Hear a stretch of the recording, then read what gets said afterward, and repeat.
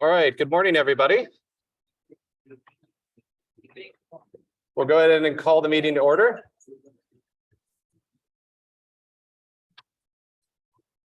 Welcome to day 2 of the 111th AVSO annual membership meeting. I'm Dr. Brian Kloppenberg. I'll be doing the MC duties today. So we'll go ahead and start off first, as we normally do, with button problems. Push, hold, little green lights active. There we go. Okay. So here's our agenda today. Call to order. We will observe our fallen colleagues' secretaries' reports, treasurer's report, JAVSO editor-in-chief's reports, executive director's report, so you get to listen to me for even longer. Board of election results, which this is so secret that I don't even know what's going on. The awards, and then a Q&A session near the end. So we'd first like to start by honoring those who have passed away in the last year. John Gross, Arlo Landalt,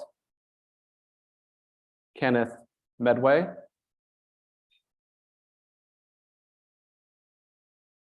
Germaine Morales Chavez. We could have just a moment of silence for these 4 individuals.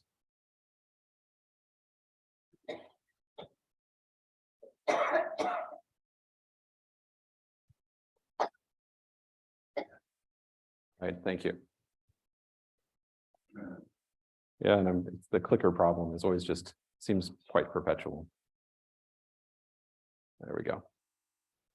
All right, so first off, we're going to have the secretary's report presented by Dr. Christine Larson. Could I add one more? Oh, sure. Dr. Jim Arnold passed away on October 31st. Dr. Jim Arnold passed away on October 31st.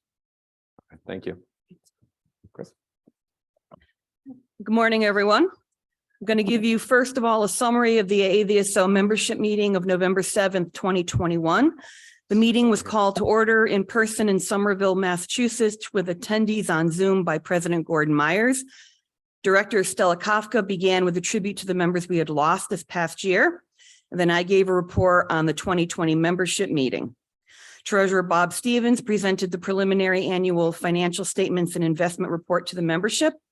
As of September 30th, 2021, we had about $400,000 in our bank account with $14.4 million in investments, which was a $2.1 million increase from the year before. Questions were asked by the membership about the amount of risk in our portfolio and how the sale of the building and moving to paying rent would affect the bottom line. It was noted that we're in a less risky portfolio than we were, and the need to pay rent moving forward has been factored into the sale. Investing the profits combined with a lack of utilities, taxes, etc., will put us ahead financially even while paying rent. A question was asked by the membership about the high percentage of costs on contractors. It was explained that much of this was IT. JAVSO editor Nancy Morrison gave an overview of the status of the journal. The pool of authors and referees has increased. Then Stella gave her director's report for the 20-21 fiscal year. She emphasized the international reach of our organization and summarized the ongoing work on implementing the various pillars of the strategic plan. And these were science, community, technology, operations, and financials. And all of this is done in service of our mission and core values. In the Q&A, various items were brought up, including making more prominent education in what we do, including the committees, and increasing participation by members of underrepresented groups. Gordon Myers gave his president report. He thanked Bob Stein, Bob Massey, and Michael Cook for their service on the board as they were rotating off. The 2021-22 board officers were past President Gordon Myers, Dave Kowal, President, First Vice President Richard Berry, Treasurer Bob Stevens, and Secretary Chris Larson. The results of the election for board members at large were Sarah Austin Willis, Dennis Conti, and Tom Macarone. Gordon and Stella presented a variety of service staff awards and observing awards, and special awards were given to Dana Thomas, Jim Fox, and Tim Crawford for service to the organization, with a special posthumous award given to Larry Crozel, which was accepted by his sister. Gordon updated the organization on the sale of the building for $3.175 million. Most of this will be added to the endowment, and it will be finalized around June 1st, 2022. The archive in total will be going to Harvard. Gordon finished by highlighting the tremendous effort that went into the strategic planning by the board and staff for the past 3 years and looked forward to the future. We continue to embrace the word amateur and continue our seamless pro-am collaboration. So that is my summary of last year's membership meeting. And I'd like to give you a few highlights of the board meeting from yesterday. The board held its 8.5-hour annual meeting on November 4th, 2022, conducting a variety of business items in service to the organization. Highlights include the following. President Dave Colwell noted that this has been a busy but productive year for the board, which has worked well together for the benefit of the organization. Acting Executive Director Kathy Spira was a large part of that. We thanked her for her hard work on behalf of the organization. Finalizing the sale of the headquarters building and hiring of a new executive director were our most important tasks for this past year. The current officers were reelected for another year. Again, that's President Dave Colwell, First Vice President Richard Berry, Second Vice President Sarah Ostrin Willis, Secretary Chris Larson, and Treasurer Bob Stevens. Brian gave a detailed operations report, which he will summarize for you later this morning. Other items of note include the following. We are hard at work revising the Procedures and Policies Manual, a decidedly unglamorous but important task to guarantee that we are following our bylaws and all of our policies and procedures. We continue efforts to increase awareness of the organization and making it more welcoming to new members. We continue to work on improving the renewal process and the website. And under the leadership of our new ED, we will seek out new granting opportunities and sources of support. We have earmarked resources to aid him in this. A new fundraising plan will be crafted. We are also currently in the process of streamlining our board committees to better serve the organization. The board thanks the membership for the trust you have placed in us. It has been an honor to serve you. Respectfully submitted, Chris Larson, Secretary.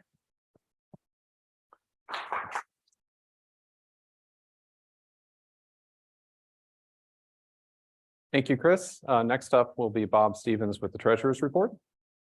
And the magic appears to be you push and hold relatively. Push and Yep. hold, pointing kind of in that general. Oh, yeah, area. the directionality doesn't seem to matter anymore, but.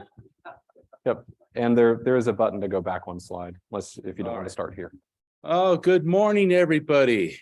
The moment has arrived that you've been waiting for, the finance report. Everybody's got their intravenous injection of caffeine, correct? Okay. We're going to move on and we're going to, hey, it worked. I have the magic touch. Okay, this is a preliminary set of financial statements because we have a fiscal year that runs from October to September, which wrapped up, a month ago. And we just haven't gotten everything to get together yet to give to the auditors who will be starting their magic in about a month. So there's numbers are going to shift by a few $1,000s probably on the final result that comes out later in the year. But nonetheless, we have two columns up here. This is what we call a balance sheet. If you run a small business or you look at any financial statements online, we, of course, have to be pretentious and call it the statement of financial position. And you're supposed to talk with a low, reverent tone when you say that, to lend importance to the event. So, but this is really a snapshot in time of what assets and liabilities we had on the last day of our fiscal year, the end of September. So, well, I can't read the numbers from here. I'm going to do them from memory. We got about $500,000 cash in various accounts, which is a somewhat higher than the year before. The middle column is the important column here. The column on the right-hand side is just for comparative purposes. Now, as you compare, we move down to the probably most important number on the whole thing. That's the investment. That's what we loosely call our endowment fund. Not technically correct, but close enough. And we have a bit over $14 million in the endowment fund on that day. Well, it's $14 million on that day because the building sold on that day. And $3 million was put into the endowment fund on that day. If that hadn't happened, this would have reflected the results of a bear market for the past year, where the market went down 20% and reached its lowest point ever, well, ever in the modern era, on the last day of our fiscal year, which it always seems to want to do, at least for the last 3 years in a row. The market tanks it when I produce these financials and then recovers somewhat after that. It has happened also, I might add. So what you're not seeing is on the fourth row down, it says fixed assets. Now there's a few tens of thousands of dollars in there representing some computers and some telescopes and some knickknacks. If you look at the year before, it said $1.1 million. That was the cost basis of the building. That's what we bought it for long ago, and it is now gone. It's been put up into the investments, and we sold it for $3,175,000. We paid a little bit over $100,000 in selling expenses, and so we put a little bit more than $3 million into the endowment fund. Now, in that 8.5-hour meeting on Friday, which seemed like 16 hours. Sorry. The board decided to earmark $300,000 of that for future projects, specifically development of the organization. And by development, I mean fundraising. Now, those plans haven't been drawn out. That's why they're just earmarked. That's why it's just sitting in a special account. Now, I had in my mind that Sarah was going to be given some kind of investment report because she's now the head of the committee. But then I saw the schedule and going, oh, I guess I'm going to have to cover that a little bit. So, yeah, thanks. So at anywho, yes, we've been through a bear market. We have a 70-30 investment ratio. Last year, we designed the draw from the endowment to be slightly over 4%. And when we drew up the budget for the upcoming year, again, is because of the bear market, it's still going to be slightly over 4%, but our goal is 4%, and we are working hard towards that concept. Okay, other assets, fourth item down. What does that say? $300 and something thousand. That's just one of those magical numbers that the accounting gods and the ivory towers back on the East Coast say that we got to put there. It just represents the right to use our leased property. Ignore that and move on. Nothing to see here. Down under liabilities, current liabilities. Okay, some accounts payable. We owe some people some money. We got some credit cards out there to pay. We have some employee vacation to pay out someday and some other stuff. So that's what makes up that number. And then the long-term liabilities, that's, well, okay. We have to book up our lease as if it were a loan. Move along, nothing to see here. So the difference between assets and liabilities are our fund balances. And we cut them up into two flavors, one of which is restricted and the other which is unrestricted. Restricted might be AAVSO net. For example, we have a Maddie fund, we have a Mail fund. And for some quirk of history, 3 million of the Ford endowment was restricted, but there's really no restriction on it per se. Oh, I'm sorry. I somehow leaned on the button. Okay, thanks, Gordon. Gordon's waving his arms up here going, whoa. Okay, so anywho, that's our balance sheet. The next thing you might want to look at if you're running a small business or a small nonprofit organization is what you would call a profit and loss statement, but it's really the statement of operations. Okay, our statement of activities. I have broken this up into how we tend to work with it. Again, number on the right side and grayed out is prior year just for comparative purposes. The numbers in the middle are the important ones. So we have what we live upon, our unrestricted funds. We have those with donor restrictions. We have what we loosely call our endowment fund. That's what's sitting in our investment pool, and then a total column.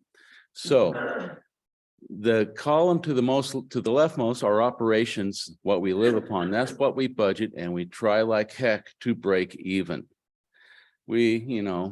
Things happen. You never break even. You either have a slight profit or slight loss or whatever, because our crystal balls are not perfectly clear. Our Ouija board has a bump in it. But nonetheless, It actually worked out this year despite the, well, what would we call the market this year, Sarah? Volatility, yes. We had lots of stuff happen this year we didn't really plan for. So anywho, the top line there, operating income, we'll come back to later, but that's your dues, your contributions, things like that, selling of choice courses and t-shirts and things. Our investment income, we took out $624,000 from our investment pool and used it in operations. That was actually less than we had budgeted for because we didn't need the money because of volatility. Okay, but if you add it across over in the endowment fund, you'll see that we got a rather sizable loss over there. That's your bear market effect. Don't panic, it's going to be back. They always is back. Probably be back in, a year or two or something like that. Emphasis on that word, probably. So that adds up to our total loss was really $2.5 million. And then we got some other income, some grants and stuff like that. The $25,000 was a contribution to the Maddie Fund, by the way.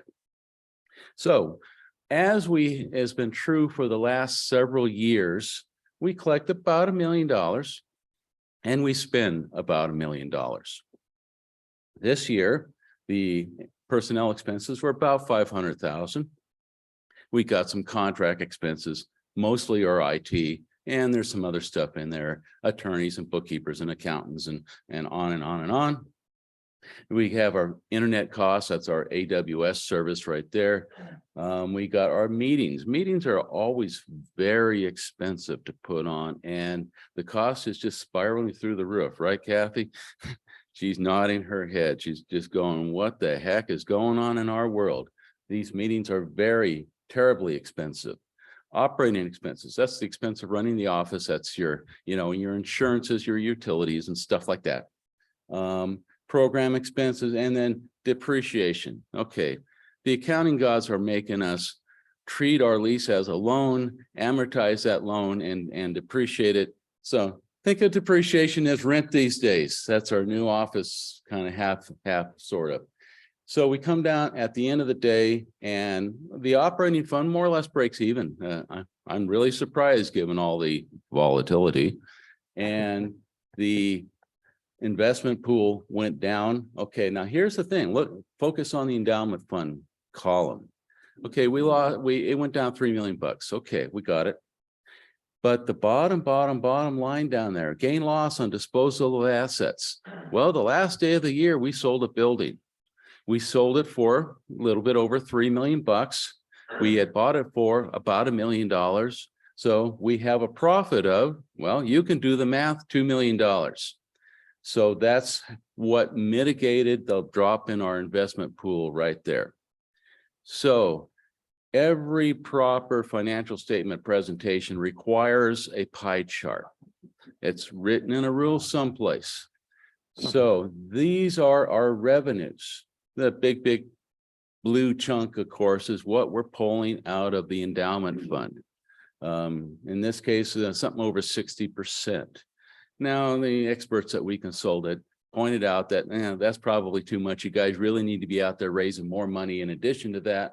And they're absolutely right. And we're working on it. We're concentrating on it. And then we got some other stuff. We got dues, that's the, $90, $100 a year that everybody pays. We have some contributions. That's our annual plan and other sort of things that come in during the year. And we've got some other incomes down there. So that's basically where we get our money from. So where do we pay our money out? Well, this year, the personnel expenses were slightly under half of our total expenses, and that's because we had some volatility in the employees, so we didn't pay out as much. And then we've got our contract services against mostly IT and operating expenses and a few other things. But you can see, as always, the biggest piece of this pie is personnel expenses, which is salaries and benefits and all these sort of stuff that goes along with it. And the second biggest expense is usually our contract services running all of the IT stuff. And you'll notice that the meetings are always a big chunk of this too. So I think that's, oh, one more. Okay, remember when I told you, remember we're coming back to the operating funds. Okay, so this is just that column. If I scoot it back, you would see that the middle column actually agrees to do the dollar. No, they never really agrees to the dollar because I got to round one up a dollar or two one way or another, but okay. So this is the breakout of that operating money. So yes, about $100,000 is our dues. Our charitable contributions up there is the second line down. We haven't been doing as well in our annual campaign as we had hoped. The meeting expenses, $30,000. Remember, this is the Boston meeting. So this is registrations and sponsorships and stuff like that for last year's meeting and some other stuff. And the other income, again, is some small grants and things. So that's our $1 million we bring in, and our expenses, as I described them down the side, just in numeric form. So notice the budget. This is the budget we created a year and a half ago before all sorts of stuff happened. And you can see that, yes, we are low in some areas. Our contributions, we are low in personnel expenses, as it turns out, as a partial offset, and all the rest are just basically it's the noise. It's your error bars, to think of it that way. So now I have reached my last slide, and I'm sure there's a question or three out there. So let's have at it. Who's raising their hands? What? No one? Bring the coffee over. We got to have a question. A question back. Is that?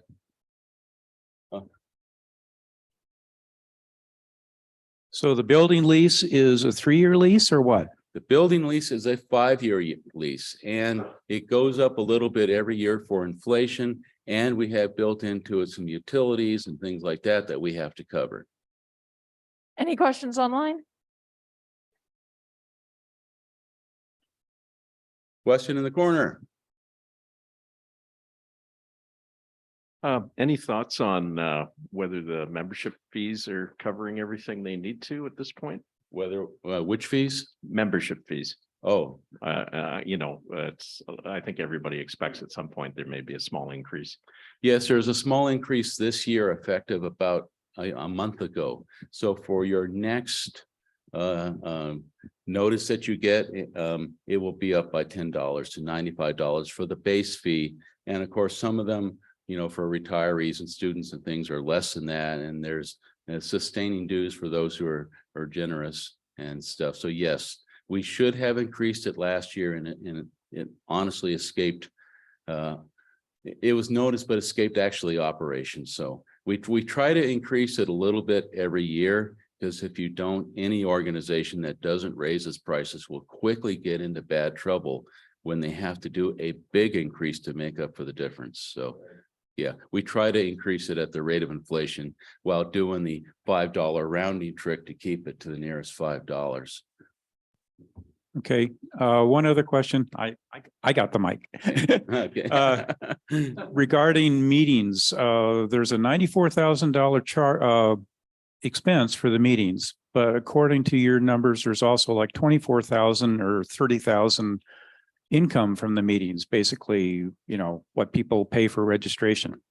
That's quite a bit of discrepancy. Are you thinking about how to solve that in the future?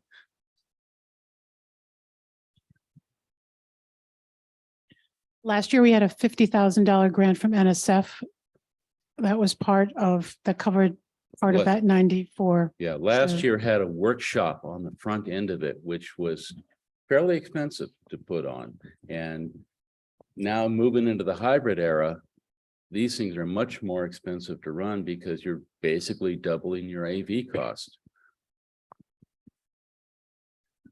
And resorts charge a whole lot more for coffee and everything else. Think about each one of those urns out there being a $50 bill. That is what it is, right, Kathy? Okay, she said at least. She thinks that coffee urn out there is more than $50. And then we do have an online question, just to clarify, the 3.1 mil from building sale was in the September 2021 balance. Yes, it was. And I was very concerned that it would slip a day into the new fiscal year. Gordon will testify to a whole bunch of emails coming out going, this is closing, right? So yes, it actually closed on the last day of our fiscal year, September 30th, after months and months and months of delays from every possible party throwing monkey wrenches into the system to stop this from happening. It finally did. Okay, so thanks, Kathy, for clarifying that. Then it's like 84 versus 94, and then the numbers are much closer. So that's really good. The other question is regarding the building, that 3.175 million is the net from the building, because I thought there was some mitigation that you had to do for. That or- was the gross. We had a bit over 100,000 in closing costs. We had a very cheap $7,000 bill from our attorney for all the legal work he did. He's a hero. And yes, we had to do a few mitigation expenses, and yes, we had to pay a few tens of thousands of dollars to move the operation and to buy new furniture and so on and so forth. So yeah, but those they were small enough that we just sucked them up into operating expenses, that sort of stuff. Any online? Is that Bill? Okay, our former treasurer's got a question. Thank you, Bob. I was wondering if there was any consideration given to putting the building funds into a restricted portion of the profile so that those funds are only used to pay rent. And if we get to the point of buying another permanent building, that there will still be some money there. So the short answer is we didn't think of it in that form of a restricted, but we have actually got a much bigger and more powerful restriction on it, because the investment committee led by Sarah is making darn sure that we're not going to be drawing over 4% out in the future. That by itself is a restriction, and no outside party has said you can't spend that money. So the board can put a restriction on things, and yes, the board could do it exactly the way you said it, but then a future board could undo it on a voice vote. Yeah. Yeah. Sarah, okay, she's about to get the mic. Hey, sorry. I just wanted to clarify. So our drawdown, we target currently between 4.5%. As Bob noted at the beginning, our goal is to lower that so that we're consistently at a 4% target. Might something happen where we need to make a drawdown that's higher in a given quarter? Maybe. I don't want to promise it will always be 4% or low. I just wanted to be totally transparent about that. But that is certainly the intent, and certainly what we've seen this year is our drawdowns were less than what we would have ordinarily expected to make. So is that a fair qualification, Bob? Yeah, that is. And I'll point out the common wisdom is 4% is kind of right for the typical retiree who's, going to live X number of years and so on and so forth, and may have to pay taxes on it and all that other stuff. But there's a lot of difference of opinion as to whether that number should be higher or lower, depending upon whose article you're reading that week. So whose clickbaity headline you happen to click on. Okay, I would like to ask a question here. Have you made any type of provision for inflation? Because usually in accounting, you make some type of a provision for inflation, but the last, I would say 12 to 24 months, inflation-wise, have been very, very different from what we've had in the last 100 years in the world. And so the meaning of a dollar bill has changed radically. That's sort of my question here. Okay, a very, very good question, I might add. So when it comes to presenting a financial results, these numbers are not adjusted for any, they're the actual, out of the box numbers. The accounting gods actually tried in the last 10 or 20 years to change that, to have us revalue this all based upon fair market value. Think about what a joke that would be. So they got shouted down. But where inflation comes into play big time is determining next year's budget, trying to figure out what costs will be, in particular employee costs and other things, which then goes to determining what you need to draw out of your endowment fund and to make the operation work, and any cost cutting that you might deem to be appropriate at that time. So yes, inflation is a huge factor right there. Secondarily, the inflation comes to the investment mix. Right now, we're at a 70-30 mix, and most nonprofits in the world out there, particularly those of our size, are either somewhere between 60-40 and 70-30. And that means that 70% is in equities and 30% is in fixed incomes, and fixed incomes can be a lot of different things. Fixed income, thankfully, we weren't in them last year because they got punished. We would have lost a lot more if we had a 60-40 than a 70-30 mix, just because of the times.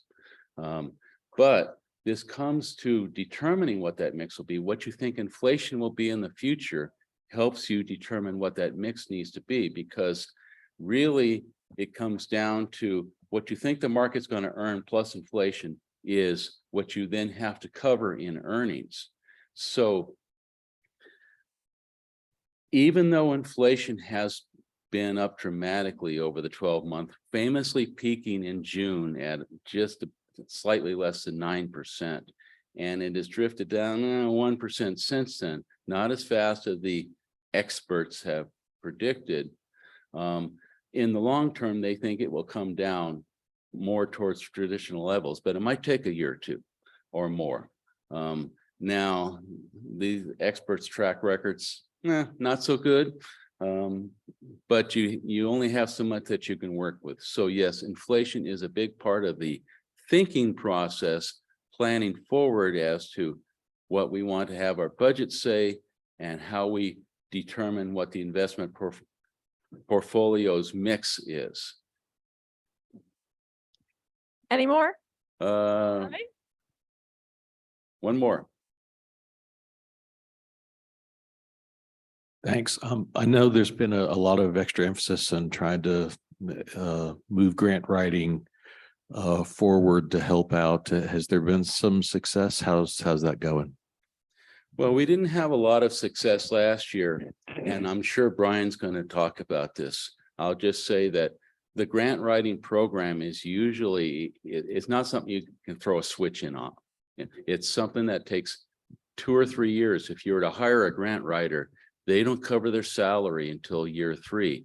Part of the reason why we have set aside part of the building sale proceeds to help stimulate that process and to be patient with it. Because the last thing you want to do is hire your head coach and then fire the head coach after 1 year because you didn't give them the players he needed to win, he or she. So yes, it's a process. It's a long-term process to crank that wheel and get the water flowing. Arnie. She's going to get her 10,000 in if we're before lunch. Yeah, hi. So I think in one of your previous slides you said, or maybe what you said, was that there's 300,000 set aside earmarked for fundraising or whatever. Yeah. Is that going to involve hiring a fundraiser, or how do you envision that 300,000 to be used? To be determined. What the board did was to make the short-term bet and to set the money aside to have Brian come up with a plan. And I don't know if he's planning on talking about that today. I wouldn't, but he is to come back to the board over a period of time to say, here's what I think is best. Online? Nope. In person? Man, Nope. you guys were easy on me this year. All right.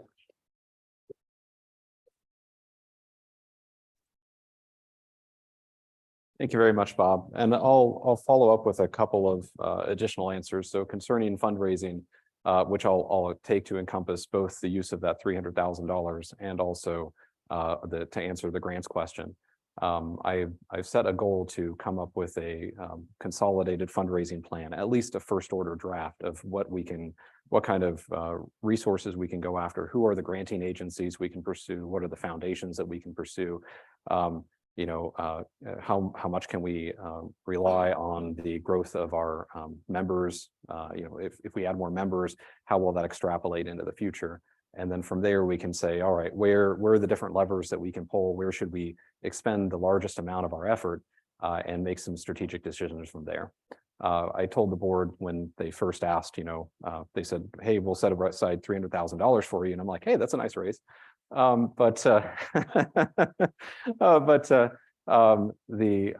honestly, I answered them. I won't know what to do with that money for about 6 months. I've been on the job for about a month and a half now. And, it's a fairly large organization. There's 1,200 members. I'd like to get an idea of what things are in your minds, where you think our highest priorities are. And I've started going through that process. And the same kind of thought applies to grants and also fundraising in general. I don't know the full fundraising market. I don't know the grant market very well anymore because I've been off working in a completely different sector. And so I have to spend some time learning. So we'll have a fundraising plan that will be taken to the board, at least as a first draft. It's going to be wrong, but it'll at least have an idea of what I anticipate we could actually do. And they'll give me some feedback as to whether or not my ideas kind of pan out. And then maybe in about 6 months' time, I'll have an idea if we're going to actually be hiring a person or if we'll use that money in some kind of a different way. But the board did decide to earmark it specifically for the purposes of fundraising. Okay, all right. So we'll click, we'll hold, the green light will be on. There we go. Oh, okay. All right, so this is for the JAVSO Editor-in-Chief's report. Do we have Nancy Morrison online? We do. All right, go ahead, Nancy, the floor is yours. Thank you. If my video would only start. There we go.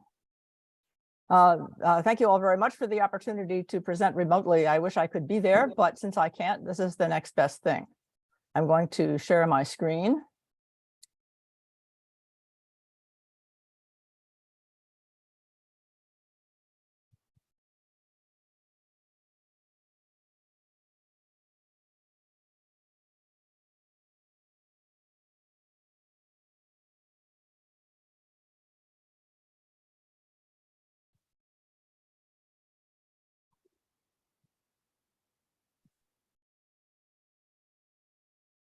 And as soon as I get something organized, I will, oh, sorry. The thanks were supposed to be at the end. Well, I will skip the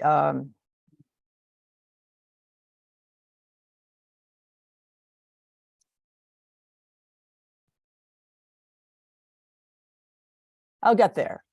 All right, thank you very much. Okay, so this is a report on the JAAVSO, which I will remind you is free for you AVSO members to publish in. What author charges are waived for you, and it's also free for anybody on the planet to read. We cover variable stars, all topics connected to variable stars, any kind of research result, including techniques not mentioned here. If you were to do polarimetry on a variable star, we would consider it for publication. Observing techniques, software and instrumentation. The sun is a variable star, so in as much as it is a variable star, we'll consider publishing topics on its variability. I'm going to break these topics down in the next graphic.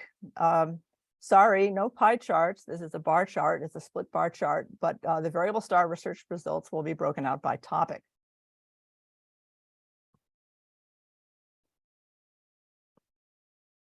Now I'm having trouble advancing my screen, and this is a completely different process. Okay, so this is research articles only, just for clarity, and this shows you the last now 6 volumes, 6 years. And you can see the overall number of research articles. These are all research articles that are almost all refereed. As you can see, there has been a slight gradual growth in overall number. I was very excited when I saw the peak in 2020, but apparently that's only an outburst. It's not a steady trend, but we do seem to have a modest overall trend. The leftmost bar is in dark blue is eclipsing binaries. Their share seems to be shrinking.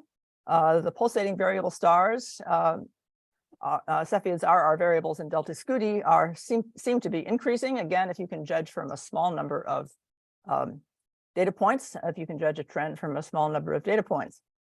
Exoplanets seem to be a growth area in the past 3 years. And the history and the education and other types of variable stars, unfortunately, are all being subsumed into others so that this graph doesn't get even more complicated than it is already.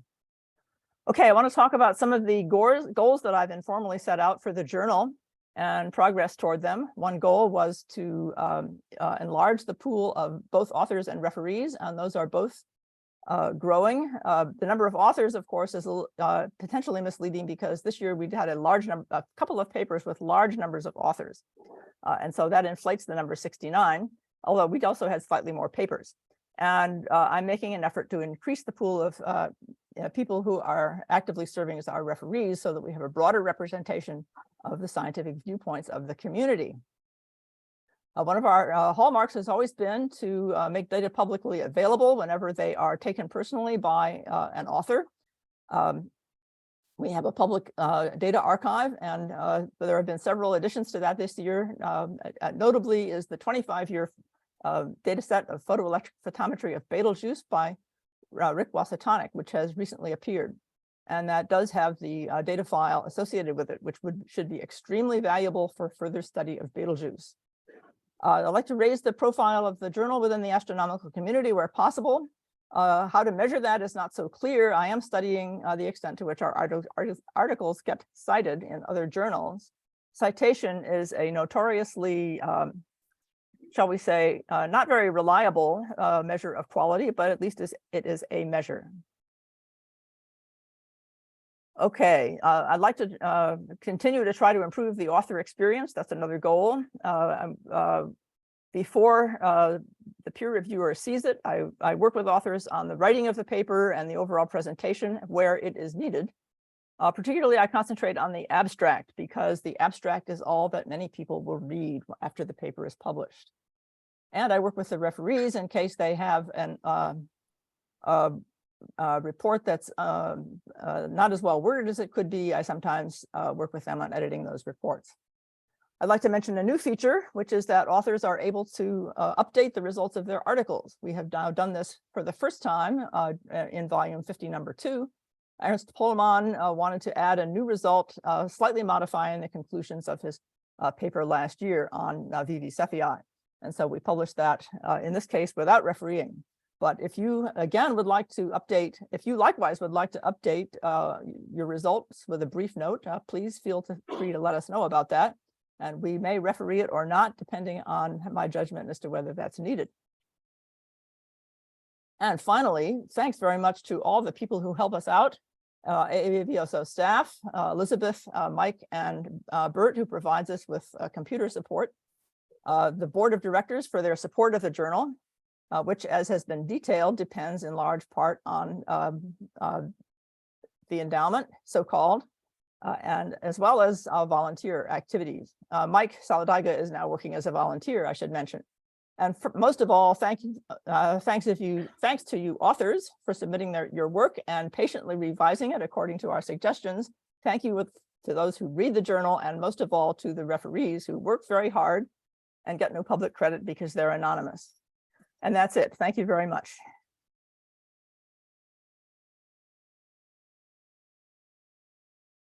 Questions?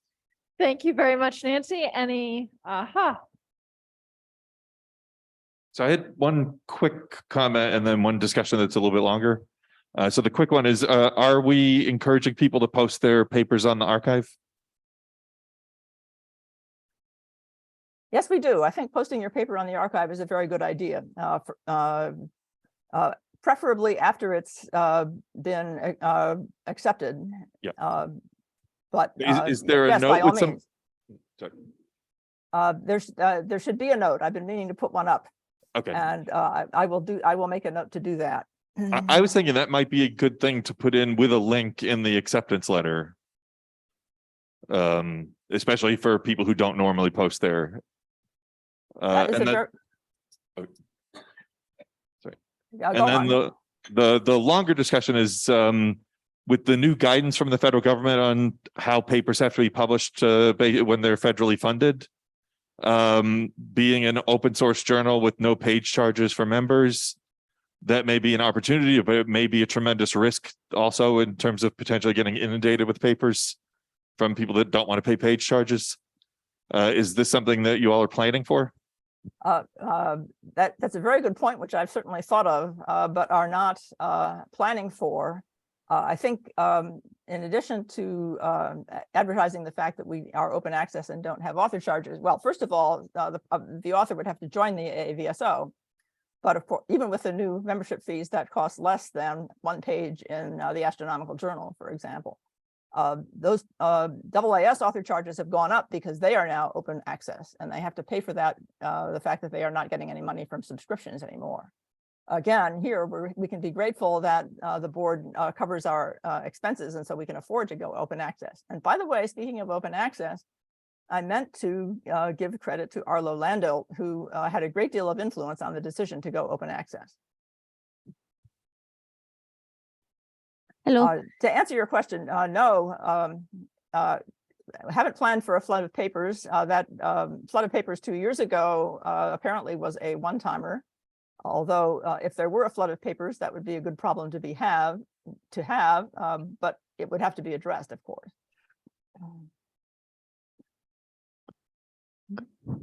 Hello, I have a question. So for publishing in this journal, do you have to include data from the AVSO, or it can be, data from other sources only? Any source of data is welcome. It can be your own observations. It can be data mined from TESS or Assassin or wherever. It doesn't have to be data either. It can be theory. We don't have any online questions yet, so any more in-person questions?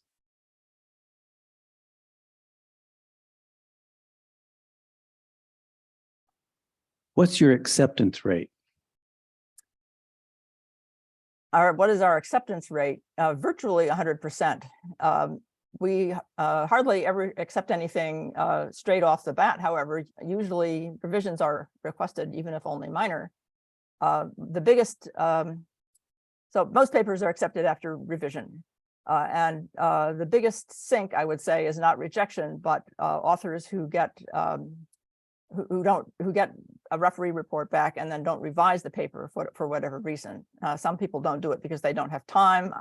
That is, I've heard back from people who say they simply don't have time.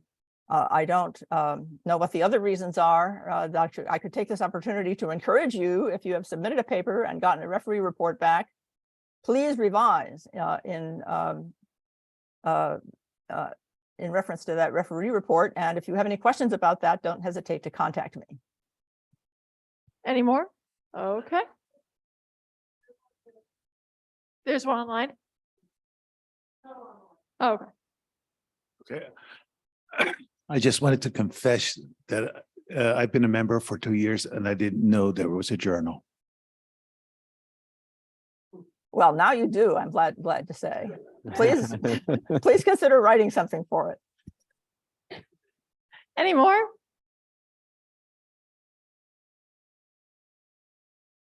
So this is one other technical question. My understanding from Stella talking about this about a year ago is that some tools like ADS index it as a referee journal, but others, because there's some like board directors or president's notes and things like that aren't refereed.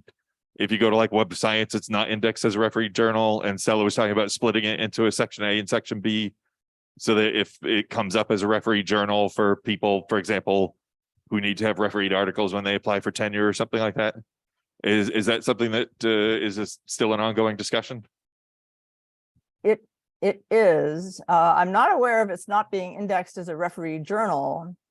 I should double check that in the ADS, which is the source that I usually use.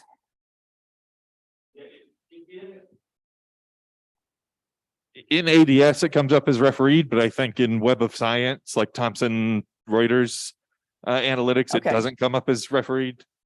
Right, and Web of Science is what Stella was concerned about. And the issue, well, there are several of their criteria that we don't fulfill. The one that was easily addressed was the one about not publishing abstracts in the same context as refereed papers. And we have dealt with that by splitting the abstracts off. So they're now published, they're no longer published in the journal, they're a separate publication. And I have not gone back to the Web of Science and tried to address that. Your point about not being considered a referee journal is good from the point of view of people up for tenure. For my own personal use, I don't even use the Web of Science. The ADS is all I need. But you're right. This could be a good point for issues of profile in the community. So I will make a note to revisit the Web of Science question. Any more? All right, thank you, Nancy. Or sorry, Dr. Nancy Morrison. Oh, no. Oh, first names, please. Thank you very much yourself. And before Nancy disappears off the screen, oh, there she goes. But I'd just like to reiterate that Nancy, Mike, and all of the referees or volunteers that are donating their time to the AVSO. Many other organizations that have journals have paid editorial staff to do these sorts of things. And so they really are taking on a truly monumental effort. So I'd like to give them one more round of applause.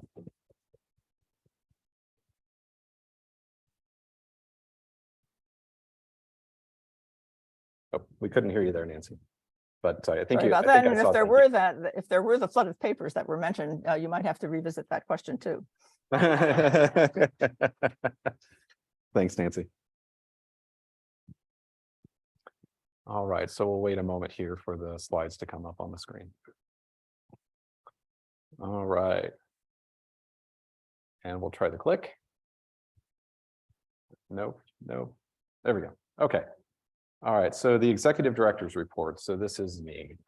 What we're going to talk about today is just a quick overview of who the board, staff, and volunteers are. I think it's really a good idea to put faces to this as much as we possibly can, so you can understand how the organization is actually structured and who is doing what. We'll talk about some fiscal 2022 statistics, a quick blurb on the new headquarter building. So we heard about the sale, but we haven't heard about what the new building looks like. Then I'm going to briefly talk about my role at the AVSO. I think it's really important that you understand what I'm supposed to be doing and also what I'm not supposed to be doing. A quick summary of what I've learned so far, and then finally my vision for the future of the AVSO. So first off, I'd like to just show the photographs of the board officers who were all re-elected this year. So Dave is the president, Richard is the first vice president, Sarah Ostrin Willis is the second vice president, Christine Larson, Dr. Christine Larson is the secretary, Bob Stevens, as you just heard a moment ago, is the treasurer. And by the way, Bob, thank you for taking all the hard questions. And then I'm on the officers as well as the executive director. In terms of members, we have Tom, John, Robert, Ken, Martina, Dennis, and Antonella are all members of the current board. And then members that have rolled off in the last fiscal year include, or all are currently rolling off in just a few minutes, include Joyce, John, Karen, and Gordon. For staff members, we have Dr. Pablo, Elizabeth, Sarah, Lindsay, Kathy, and then I count myself as staff as well. Contractors, Nancy is a contractor where she provides assistance with grants. And so she's both volunteering her time and also getting paid in two different distinct roles. Lauren Harrington, I think you all know our good tie-dye astronomer. And so she's been very instrumental in spectroscopic efforts. And Sebastian, he works a lot with VSX. And as you'll find out, it's truly become a monumental role, the amount of work that he has to do. In addition to the board, the staff, and the contractors, we also have a slew of other volunteers. So as we just mentioned with Nancy, she's the editor, and Mike, as well as all the referees, are volunteering their time. We have a variety of special projects. The vast majority of the VSX team, with the exception of Sebastian, are volunteers. The observing sections, folks that make charts and sequences, data validation, the mentor program, our choice instructors, other software development and other activities, the entire AVSONet, We had a nice digitization and special archival projects, as well as translators and the ambassadors. And so I'd like, if you in somehow support the AVSO in one of these categories, I'd like you to stand up just for a moment so we can acknowledge you and thank you for your time. Yeah.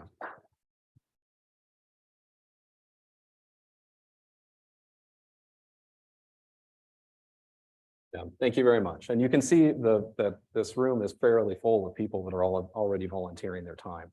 And one thing that I noticed coming on is that we have a relatively small number of staff members, but we have about a factor of 10 more in terms of volunteers. And that shows you that you have an organization that's full of people that really do care about the organization and its success. Now we get to throw up a couple of charts. I don't have any pie charts. Sorry, Bob. So in terms of members and observers, these two are both on the fiscal year. On the left-hand side, you see the total members as a function of the fiscal year for the last decade. You can see that over the last several years, there was kind of a linear increase in in members, and then there appears to be about a 250-person drop in 2022. I've been told by the staff that this is a fairly regular thing for how this appears, and so we haven't investigated it any further. It's probably just an anomaly related to when people get their renewal letters and their membership renewals get backdated to when their membership expires. So that's probably just an anomaly, and we'll see it clear up in the next month or so. In terms of the active number of observers, oh, sorry, I will mention that we have just a little over 1,200 paying members in the AVSO. In terms of the number of active observers on the right-hand side, you can see again, active observers as a function of fiscal year across the horizontal axis. You can see for the last decade, we've had somewhere between 800 to 1,000 observers kind of bouncing back and forth.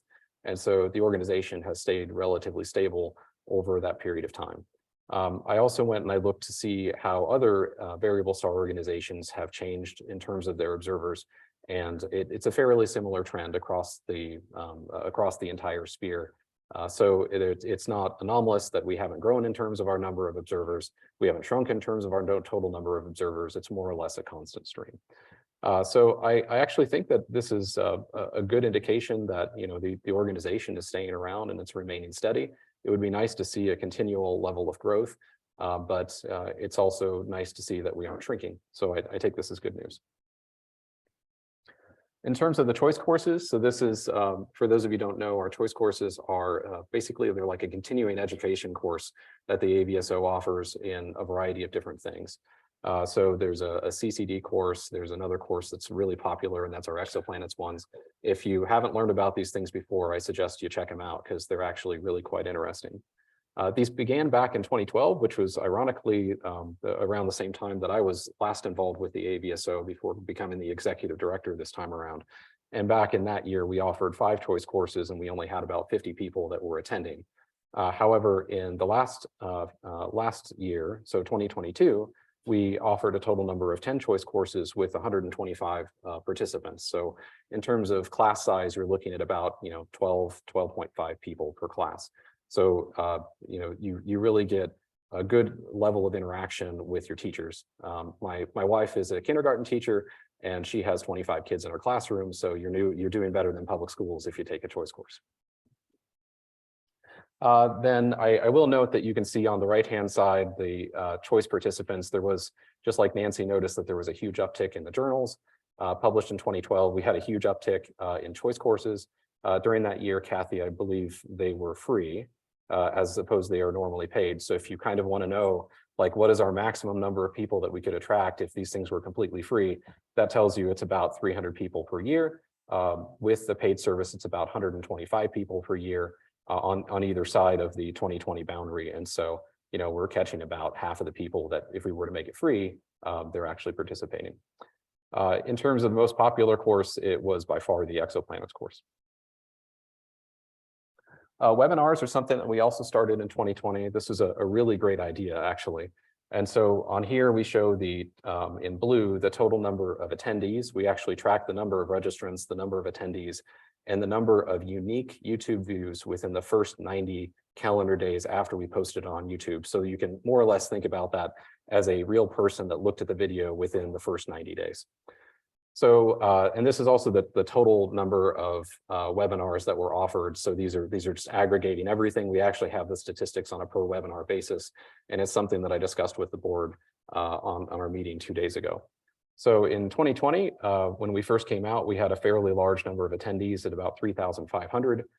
In 2022, we've decreased down a little bit further. So it's about 2,200 or so, sorry, 2,500 attendees. And then the YouTube views, which I will note is being done on a calendar year instead of on a fiscal year. So the total number of YouTube views is just, a little like 2,700. I would expect that through the remainder of the calendar year, that number is going to kind of bump up. It probably won't be quite as extreme as what we saw in 2021, but we'll be able to see, we'll probably break 3,000, maybe 4,000 people watching our webinars. One other thing that's worth noting is that we received a grant from the National Science Foundation for our Spanish webinar called Estrellas, and we'll be having a kickoff to get that going in the next calendar year, mostly reaching off to the Spanish-speaking communities of Mexico, well, the United States, of course, Mexico, and South America. So I'm really quite excited about that because it's really showing that the AVSO has a lot of diversity to be able to reach out to those different countries and also in a completely different language. We also hosted the second spectroscopy workshop. So if you guys might recall, that was held immediately after last year's annual meeting. So it just makes the cutoff by basically one day. It was a hybrid meeting that was held on November 3rd and 4th of last year. Ken Hudson was the host, and we had 18 different speakers that were talking about spectroscopy during that workshop, which is quite amazing if you think about it. In terms of attendees, we had 22 attendees that were AVSO members, as well as 13 teachers, one of which came back and presented yesterday. So that shows that this initiative actually had a pretty good impact in terms of retaining 1 out of 13 teachers. The canonical thing in business is you can retain maybe 10% each step that you go along. So 10% of 13, 1.3 people. So we kind of hit a reasonable metric there. So the teachers, as part of this, there was a almost $50,000 National Science Foundation grant that supported their attendance. And as part of that, they received a free copy of our spec, a Star Analyzer 100 grading, and a 1-year membership to the AVSO. Next up on databases. So we're going to go through our 4 major databases that we have. The first of which is the AVSO International Database, which is plotted on the left-hand side. And you can see, well, if this were the stock market, we would call this a potential area of volatility because it's gone pretty much exponential. Our total number of observations in the AVSO International Database for stellar photometric points was at 53 million and change on the day that I generated these statistics. So the database has continued to grow, and you guys are contributing significantly to science through that effort. On the right-hand side, we see the cumulative number of stars that are represented in our VSX database. For those of you that don't know, and most importantly for the researchers out there, I think this is probably one of the most useful things that we produce aside from photometric data. We also have the most comprehensive database of variable stars in the world. And so you can see that up until about, I guess it was like 2018 or so, we had about 500,000 stars that were represented in there that Sebastian was having to wrangle. And then there was this satellite called Gaia that came out and dumped a significant number of additional variable stars into our database. So we're actually collaborating with Gaia. We're collaborating with the other sky surveys. This is all Sebastian's doing in the background and pulling in the information that they produce to tag any star that has variability over 1 millimagnitude according to these surveys. And we're also categorizing tentatively, like what classification is it? Is it an eclipsing variable? Is it a novae, et cetera? And so if you can imagine, just keeping track of a few things. So I've got a little daughter at home. Keeping track of her is hard. Keeping track of, over 2 million stars and keeping things up to date is an incredible task. And so if anybody's looking to, like if you enjoy going out and reading the literature and you want to take and extract, oh, hey, there's this new observation on some star and they think that it's this star, this type of a variable. That information needs to be imported into VSX, and we could really use your assistance in terms of keeping that database up to date. And again, that is by far the most comprehensive and singular source to go and find the variability information on a single star. Next up are two of our relatively new databases. So whereas the other ones, well, if I may go back just one slide briefly here.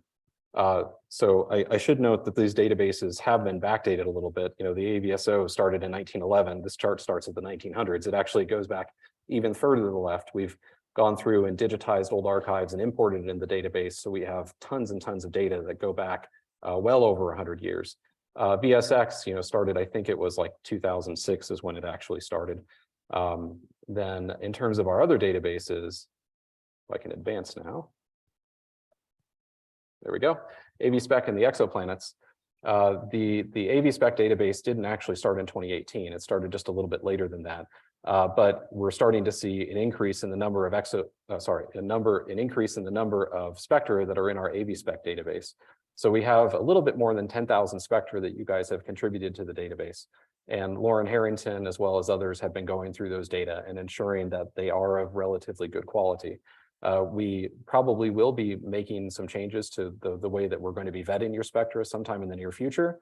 And there's a data quality task force that I'll talk a little bit about it, but they'll have broad authority to go in there to make sure that the data are actually most relevant to professional researchers. And we'll be asking you guys potentially to change the way that you're submitting your data, calibrating your data in order to be the most relevant to our researchers. On the right-hand side, we have the total number of exoplanets transits inside of our database. So unlike AID, which is individual photometric points, the exoplanet transit database are a sequence of photometric points that have a suspected or true exoplanet transit inside of them. So despite the fact that we only have 1,500 or so exoplanet transits in here, that's the transit including everything before it, the actual transit, and everything after it. And so there truly are a fairly large number of data points that are represented here. So the other thing I'd like to note is that the Gordon and Betty Moore Foundation gave us a $50,000 donation to put towards the improvement of AVSpec. And so Bert has been using those funds to make some small improvements over the last year, and he's going to continue to use those funds to improve AVSpec. So I appreciate his effort there. Then this was actually one of the more fun things. So I asked Elizabeth at one point, I said, hey, can you tell me how many alerts you put out per year? And she pointed me to where the database was, and I looked at it and I'm like, okay, and I basically had the chart that was off here on the right-hand side. And then I was showing her this chart and she's like, oh, no, we have many more than that. And so she pointed me to a variety of paper archives that we have that go clear back to the 1970s. And so I went through and I read every single one of the titles, looked at the date that it was published and saw exactly what was being published. And in there was something that happened in 1987. I don't know if you guys heard about it, but it was a supernova. And it was like the most peaceful announcement of one of the most incredible scientific discoveries that I've seen. It was, hey, there's something bright happening in the Southern Hemisphere. Maybe we should go look at it almost. So, we'll hopefully get those things online so that you could go back and look at it. Now, if you take and do like a linear extrapolation of this data, even accounting for this fairly large uptick in the 2013, around 2012 time period, we should have about 33 alert notices, including that large uptick in there. And we had 32 alert notices during this last fiscal year. So, we're one alert notice off of what a linear growth would imply. And so I think it's looking pretty good. In terms of the activities that were occurring during this year, it was mostly support for space missions. And I think with the launch of JWST, we have a good opportunity to do that, as well as follow-up observations for tests. And so I would anticipate that we're going to see a fairly large increase in the number of alert notices that are going out to you guys in the next couple calendar years. And lastly, to kind of dovetail on what Nancy Morrison was talking about a few moments ago, and this is the same kind of statistics that Dr. Kafka presented last year. It's just publications with the word AVSO in the full text. You'll note here that we currently have about 300. So in the last calendar year, we had 637 publications. 352 of them were non-refereed. 285 of them were actually refereed.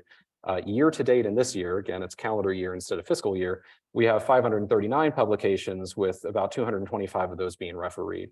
Now, it would be nice if I could go in and tell you exactly how our data was being used in each and every single one of those publications or how we were being cited. but this is 600 papers that we would have to have somebody go through and read. If anybody's interested in doing that, I'd be more than happy to, have you go through and generate this, back to the beginning of time. Because I think that's a really, really useful thing to see how our data is actually being used. It's unfortunately a diminishing return past that point. But I will say that, as a small organization, right, we have 6 staff members, 2 of which are PhD astronomers. Having 600 publications come out of such a small organization in that way is really quite good. So think about the impact that you guys are having, right? So we have 1,200 members. That's like half a paper per person per year, which is really quite astounding if you think about the type of organization that we are. So that I think it's a real statement of the real scientific value that you're bringing to the astronomical community. Next up, I'd like to talk about the new AVSO headquarters.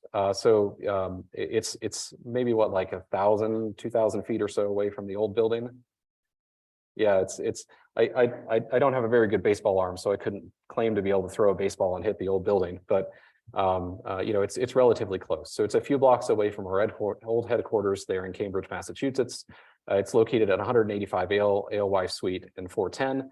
Where it's located is within this orange box. So we have a really nice view up to the north, the east, and the west.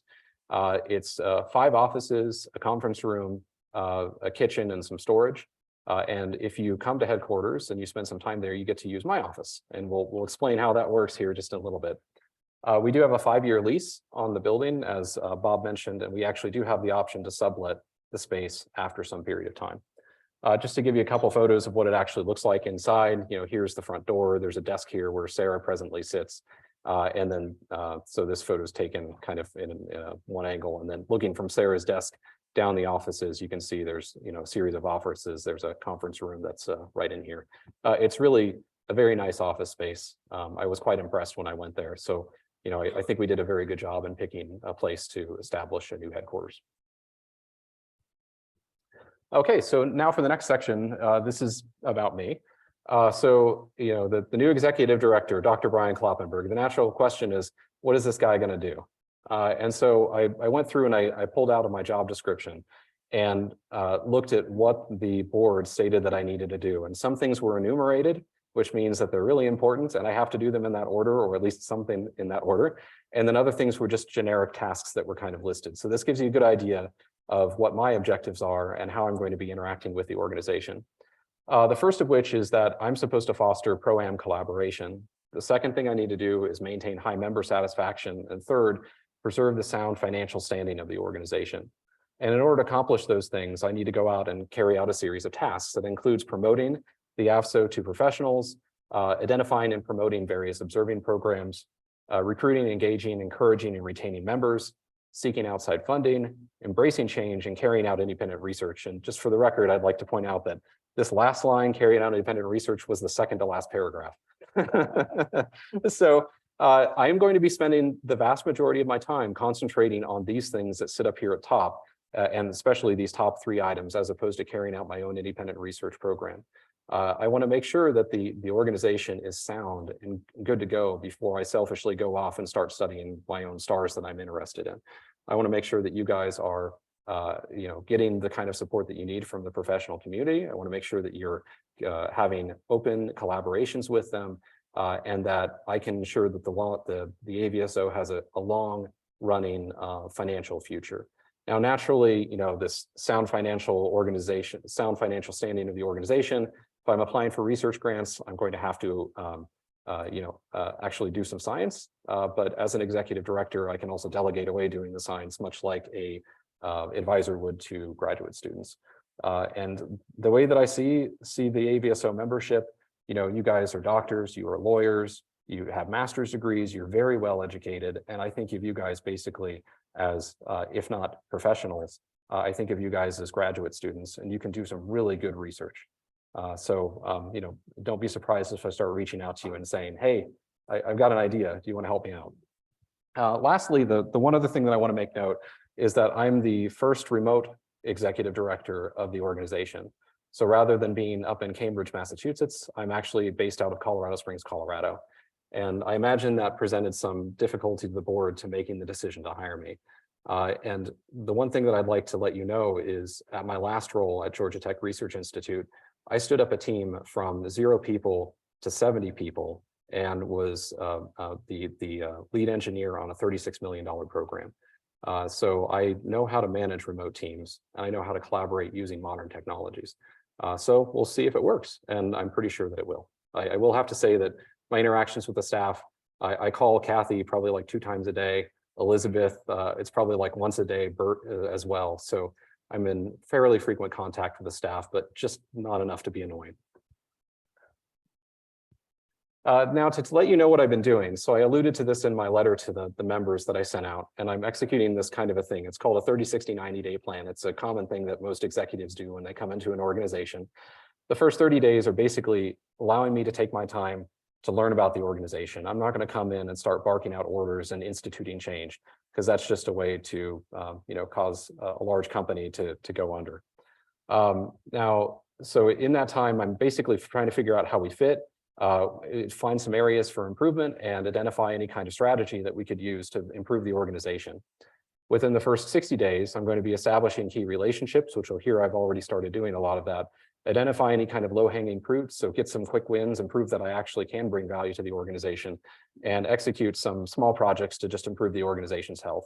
So there's going to be a lot of stuff that's happening behind the scenes that you guys don't see, but it'll allow us to go from being an organization that has some kind of inertia in it that's keeping us from moving forward into an organization that can move fast and adapt fairly rapidly.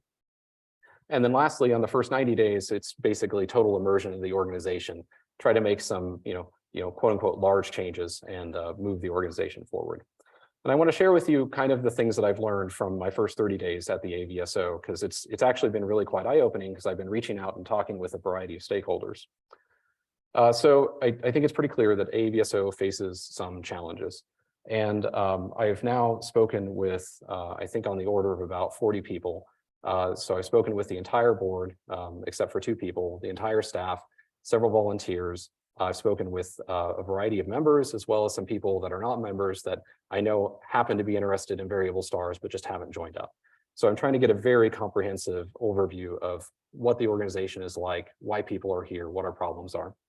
And then I took about, I received about 260 different comments from people, and I consolidated them into a spreadsheet, grouped them all together, and they kind of fit into these generic categories here, where it's resource management and prioritization, business processes, concerns about funding and data quality, making sure that we have some relevance within the modern astronomical community, improvements to our infrastructure and website, and EPO activities, both in colleges and in high schools.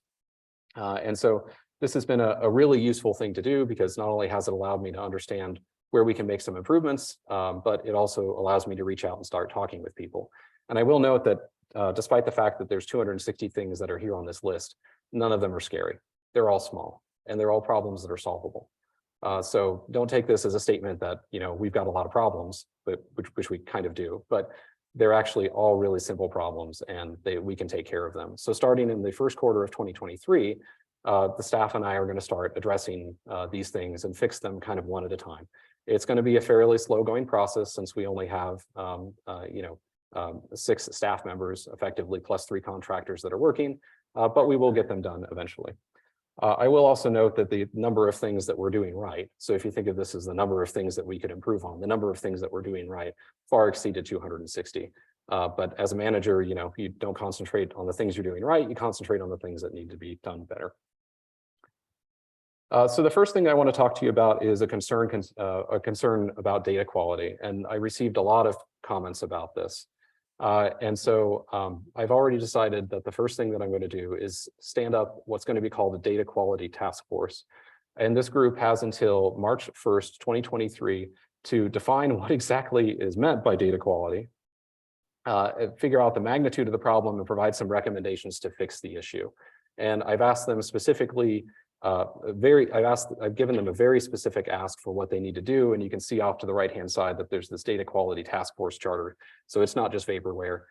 There's actually going to be people going and trying to solve these particular problems. When they come back with their list of recommendations, we'll take a look and see which things are possible to execute, which things would get me executed, and try to decide what we're going to do. You didn't laugh at the executed joke. I thought that was a good one. And I will note that we do have a really good basis of things to go off of. So Tom here has already gone through the database and found a variety of stars that have problems. Like here, you can see there's a temporal offset, and that's one thing that needs to be addressed. So they're not going to be completely starting from scratch. We're going to build on things that people have already noted. Next up is maintaining our relevance in modern astronomy. Actually, I think it was maybe like a day or two before I became the executive director, there was a post on the forums and it said the end of variable star astronomy or some other fairly doomy gloomy thing. And Arnie commented in there and he's like, I'm really interested to see what the new executive director has to say about this. And I chimed in and I'm like, speaking of the new executive director, but it is a legitimate concern, right? So there's these variety of surveys that are out here, which I've just, listed off a few of them that I think kind of, infiltrate a little bit into the normal parameter space in which we operate, what hemispheres they cover, the different magnitude ranges, and approximately how often they cover the entire sky. So like the Zwicky Transit Facility does the entire sky that's visible every half day. And then like Gaia here, right? So they have a fairly large magnitude range. When they can actually see things within their field of view, they get 4 to 6 observations. And then, it's another several months before they see the thing again, right? So the interesting thing to note is despite the fact that these things are operating within the same parameter space that we are, they aren't us, right? The thing that I come to realize about the AVSO is that we can be an incredibly risky organization, right? There are people that will just sit on a single star with the Star Analyzer 200 for the entire night, looking to see if the flare happened. That is not something that you could ever get at a professional observatory, right? You would get laughed off the tack for asking for time like that. And so you guys represent probably one of the most cutting edge and risky ways that we can try to do science and answer different questions. And so in light of this thing, what I've done is I've started talking with Russ Genet, and I alluded to this before, because for those of you that know Russ, he always has really big ideas. And I reached out to him and I said, hey, Russ, I'd like to hold a workshop. Let's start talking about what we can do and how we can try to answer the question of how can visual observers and how can small telescopes still contribute in light of sky surveys. And so we're going to, we have to propose for this, but I'm going to contact Kevin Marvel and see if he can pull in a little bit of a favor for us, because he does love the AVSO. We're going to try to hold a workshop at AES 242 in Albuquerque, New Mexico this coming summer to discuss the specific problem. And out of that, in that conference or in the workshop, we're going to learn about the capabilities, limitations of gaps of surveys. So those things that I just described, as well as follow-up telescopes, which I'm lumping visual observers into that same category as a follow-up telescope. We're going to figure out where small telescopes can maximize their contribution to science and also establish some long-term collaborations. And I'd like to come out of this figuring out, how AVSO needs to change in order to stay relevant. And I'd like to point out to you guys that well, I mentioned this last night. About 10 years ago, I had a conversation with Arnie, and we were talking. It was at the time that the LSST had just received its first $30 million from the Gordon and Betty Moore Foundation to be constructed. And I said, hey, Arnie, what are you going to do with this? And he's like, I don't know, some poor sucker in the future is going to have to deal with it. And so, it's come back to haunt me in some ways. But the important thing is that the AVSO is going to try to lead this effort and get these questions answered. And I do know that there is a activity within the AAS where they've been trying to figure out how amateur astronomers and citizen scientists in general can most contribute to that. And I think that does a pretty good job of following, the way that amateur astronomers and citizen scientists can contribute to astronomy. And I think that's actually a pretty good role for the executive director of the AVSO to fill, because we are, if not the large, I think we are the largest group that does stellar astronomy in the world. So, it seems like a natural role for me. So let's take a leadership role and move forward with it. There's a tentative agenda. We have a list of the different surveys that we would like to come and have talk, as well as ground telescopes and space telescopes, both survey telescopes and follow-up telescopes that we would like to have come and present their information to us. It's about 4 pages long. We've already picked out people that we'd like to have speak.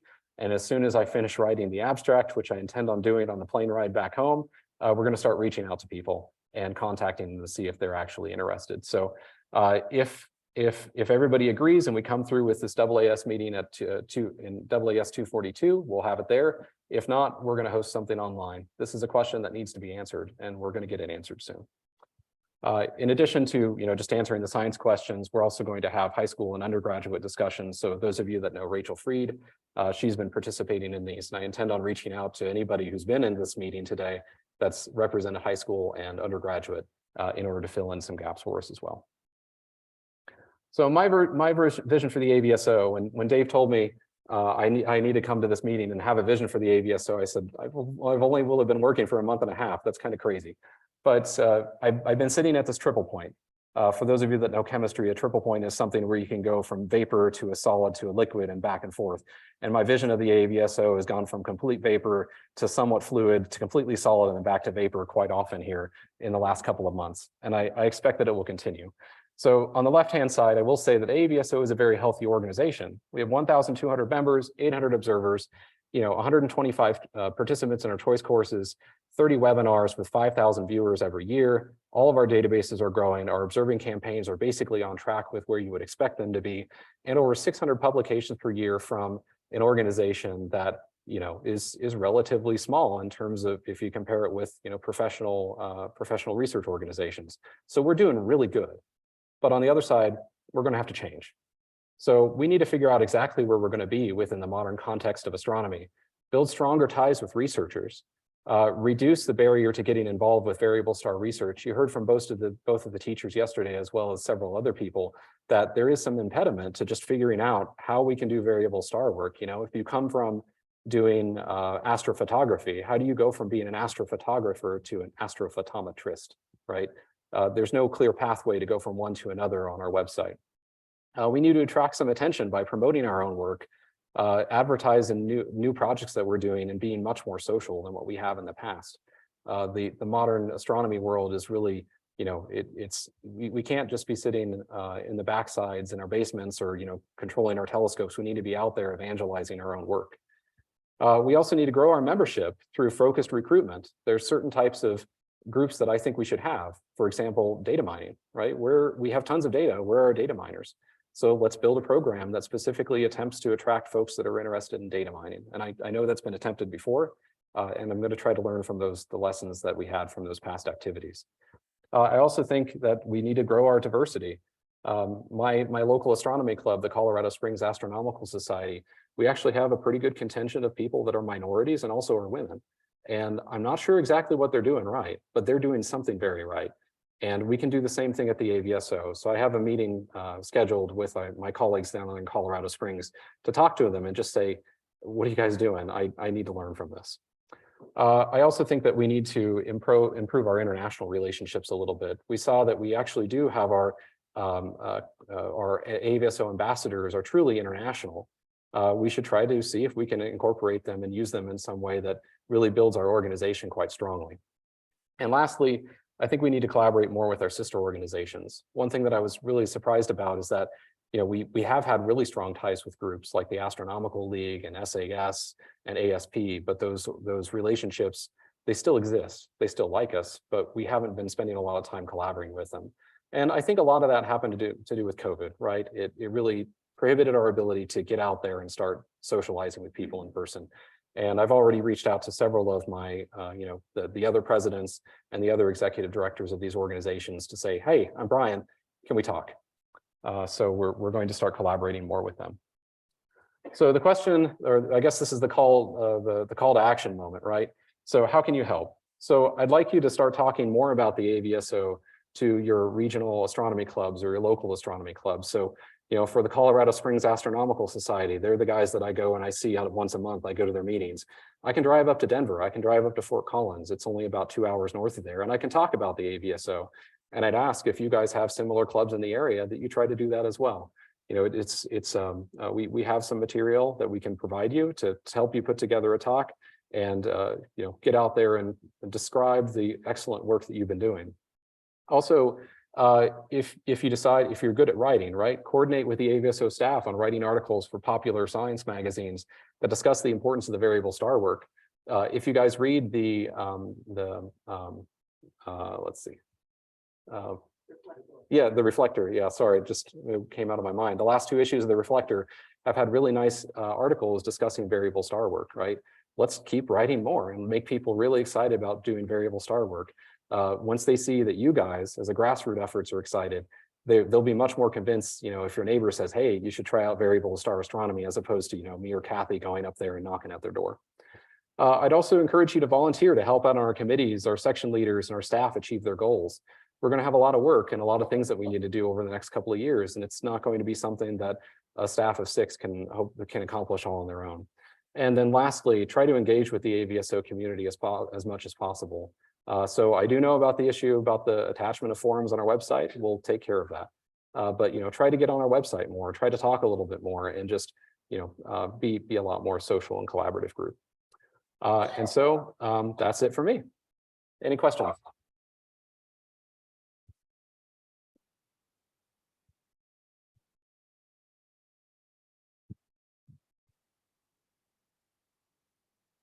Yeah, one thing, and you talking about international groups, stuff like that. You made no mentions of the Royal Astronomical Society of New Zealand.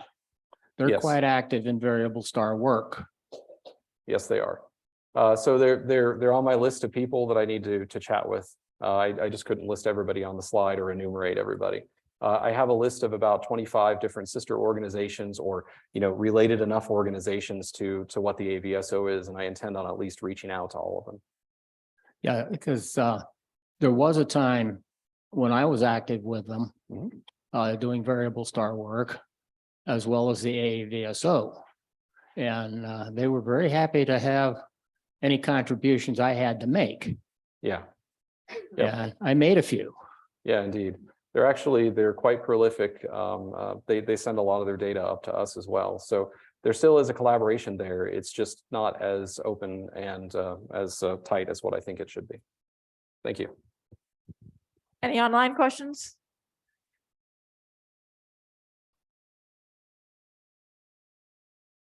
I've talked to several people at our astronomy club in Brazos Valley is affiliated with Texas A&M's where we meet. And there is, I was asking about, you know, AVSO data and so on, and there was sort of a dismissive attitude from some people, not everybody, but, and I mean, so improving this data quality, I think is a key thing to focus that will make us more relevant to the professional community.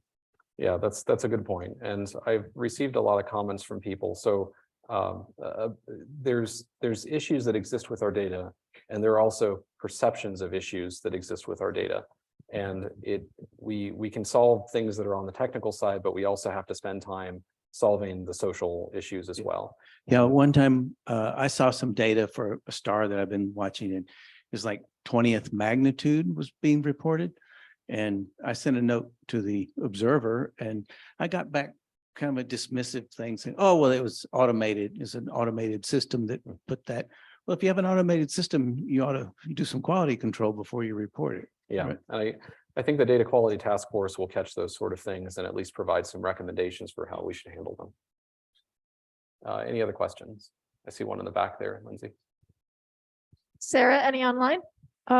Actually, yes, we have a few comments.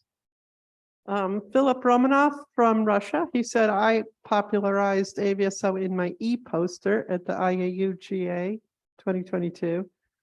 There was Aritra Das from India. He said, best of luck, Brian. And Is that like an Indiana Jones thing where they say best of luck, you're going to need it? And one more comment, Cledison Marcos da Silva. I'm not sure where he's from, but he said, we have reactivated the variable star section in Brazil as part of the Brazilian Astronomy Union. We are ready to work together with the AAVSO. Terrific. Feel free to drop me an email. I'm interested in chatting. Sorry, my question is around sustainability of data sources and sorry, and software. So are there like plans in place around the long-term sustainability of the databases and the various software components we have? That's one question. The second question, I know like in VStar, you can import data from a number of different sources and conform it within VStar.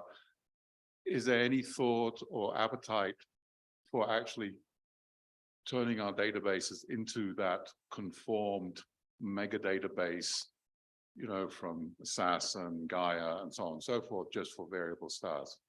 Yeah, so those are two good questions. So to the first question about like the long-term sustainability of our databases, I can say that BERT has made some really good progress towards ensuring that the databases will be around.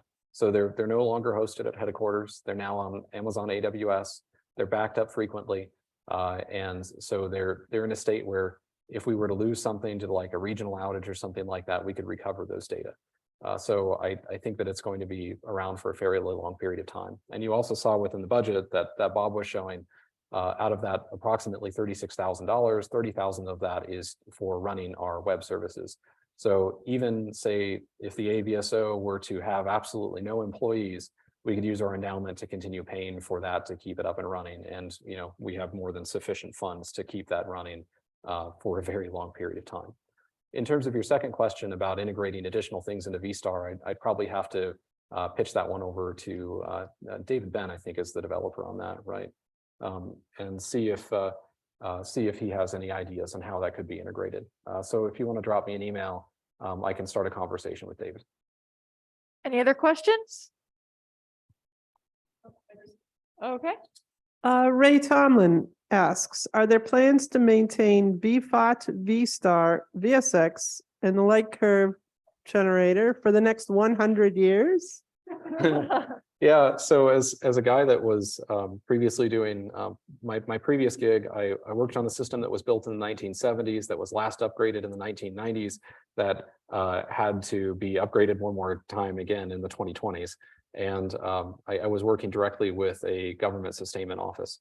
And so the long-term sustainabilities of these things are certainly within my mind.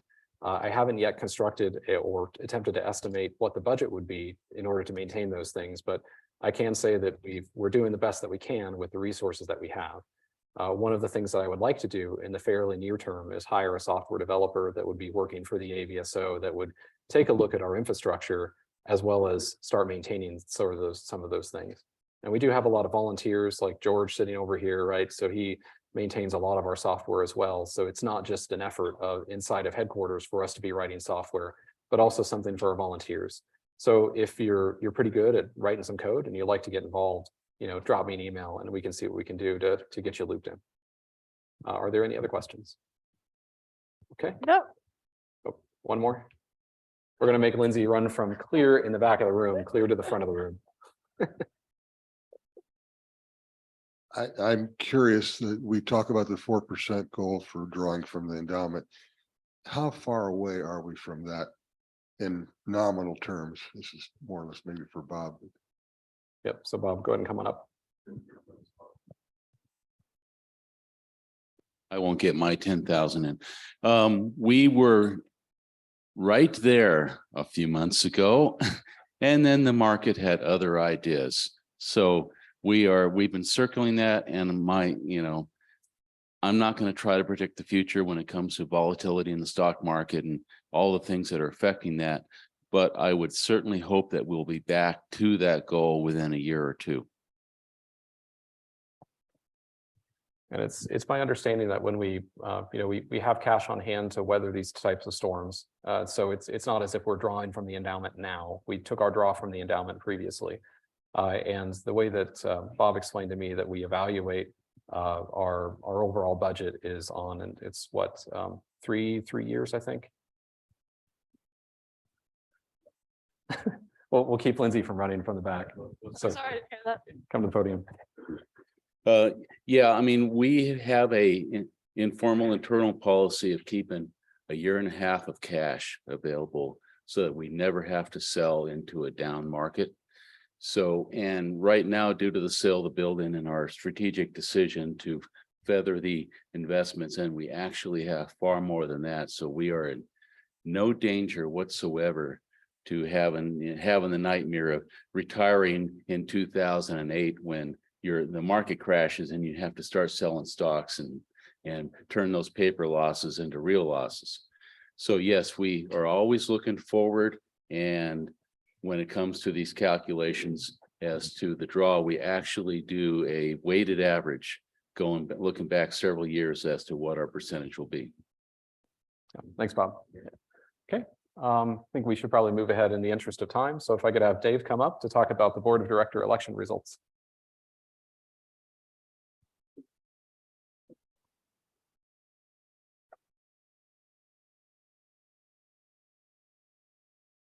Well, hopefully you all have a pretty good idea as to how good a job the nominating committee did selecting Brian. So we are certainly, I'm amazed how fast he has figured out that what goes on here.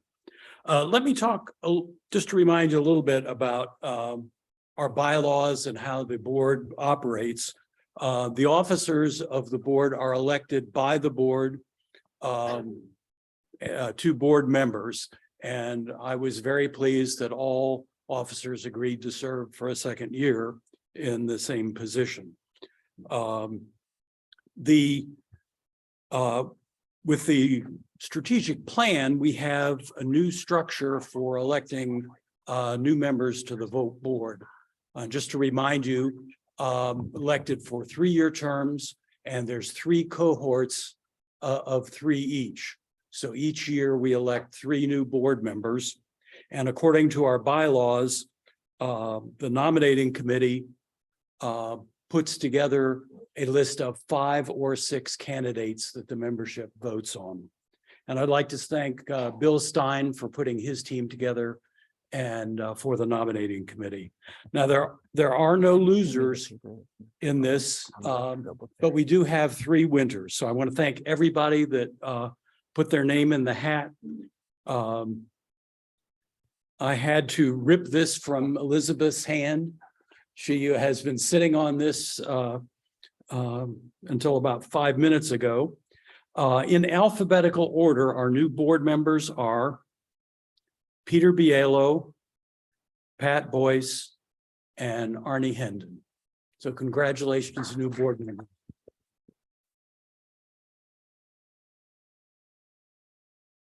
I will be contacting all 3 of you, and we will have an onboarding session.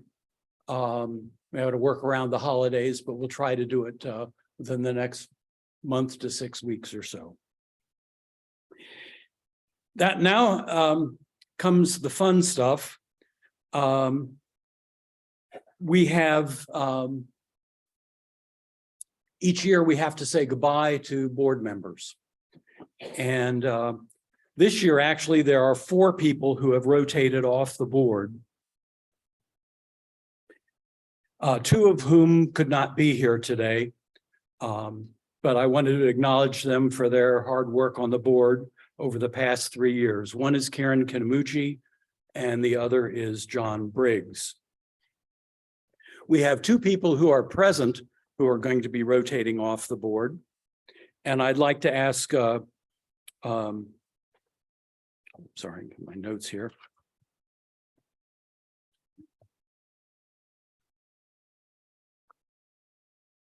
I would like to ask Joyce Cusick if she would come forward, please.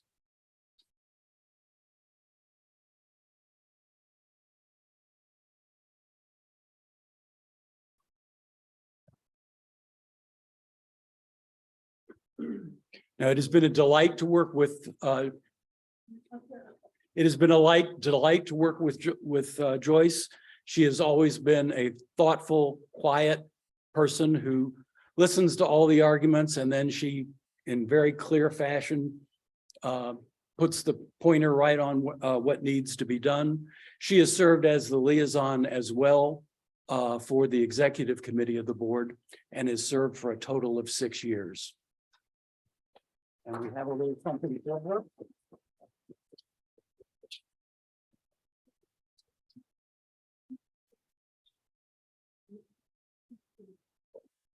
Wait a minute, we need a, you have to have a grip and grin. That's required. Okay.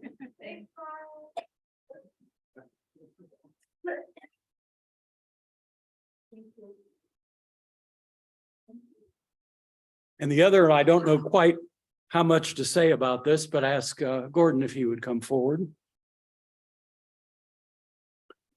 Gordon has done a phenomenal job as the outgoing president, and he has served one additional year as immediate past president on the board.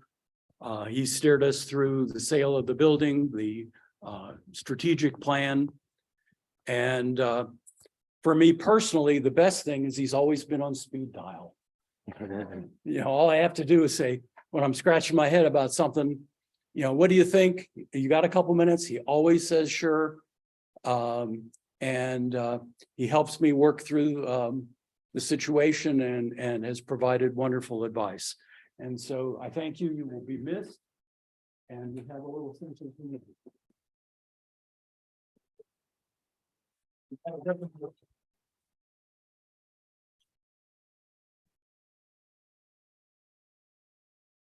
I've got it already here.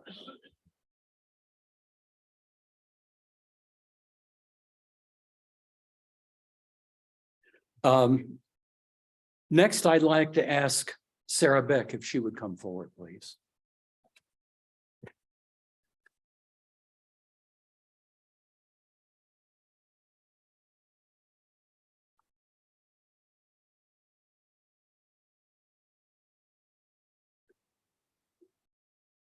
This is a little bit of a sad time. Sarah has been with us for 33 years and has decided to retire. You know, I think I've almost been a member for 30 years, and you know, she's, as far as I know, she was here at the beginning of time. If I listed all of her jobs, I think the best way to describe it is, did she do something? And the answer is always yes, she did. She did everything. But let me read to you what her coworkers said about her. A true individual, a self-starter, a team player, independent worker, and creative thinker all rolled into one. Practical and imaginative at the same time. She has always been a key member of the staff and has been responsible or has contributed significantly to many of the AVSO's success over the past 33 years. In addition to her staff time, she has given countless hours as a volunteer. While we are fortunate to be able to thank Sarah for all she has done, we know and thank Sarah for being together with her husband and a member of Variable Star Solar Observer, John O'Neill. It was as an AVSO member that they met, and AVSO meetings kept bringing them together until it was finally written in the stars that a happy thing came to pass. With heartfelt thanks and gratitude, we wish Sarah a very happy, healthy, and rewarding retirement. Now, I would add that, as most of us know, Sarah is an avid sailor, and I've spent a lot of my life knocking around and racing small sailboats as well. So I consider myself a sailor as well. And there's a tradition amongst sailors that when we part, we wish them fair winds and following seas. Thank you.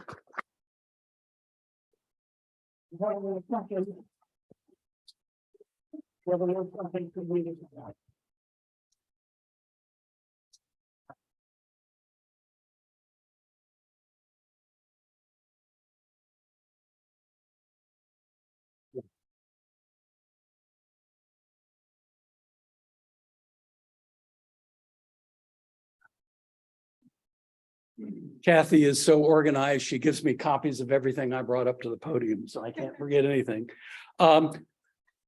My last assignment is to present the Merit Award this year. And unfortunately, the recipient could not be here today. But the Merit Award actually dates back to the origins of the variable stars at the Harvard Observatory. And it is presented to a member who is deemed to have made an outstanding contribution as an observer or a long-term benefactor. The Merit Award this year is presented to Franz Josef Hambisch, AKA Josh. And his citation reads, for his energetic participation in pro-am research collaboration on projects that have included cataclysmic variables, young stars, binary stars, and white dwarfs. He is one of AVSO's most prolific photometry observers with over 6 million CCD data points to his credit, and co-author of over 100 papers. He is a stellar example of the contribution that amateur astronomers can make to astronomical research. Now, I attempted to contact Josh by phone, and as you might figure out, that means calling across the pond, but was not able to contact him. So unfortunately, I had to send him an email. And I immediately got back this response, and let me read it to you. It says, "Hi, Dave. It is a very unexpected surprise to receive the Merit Award of the AVSO. I'm sorry you were not able to reach me by phone. I'm very much honored to receive this award, and I am sorry not to take part in person at the 111th meeting. I'm also unavailable online because I'm not at home and I'm on a trip to France.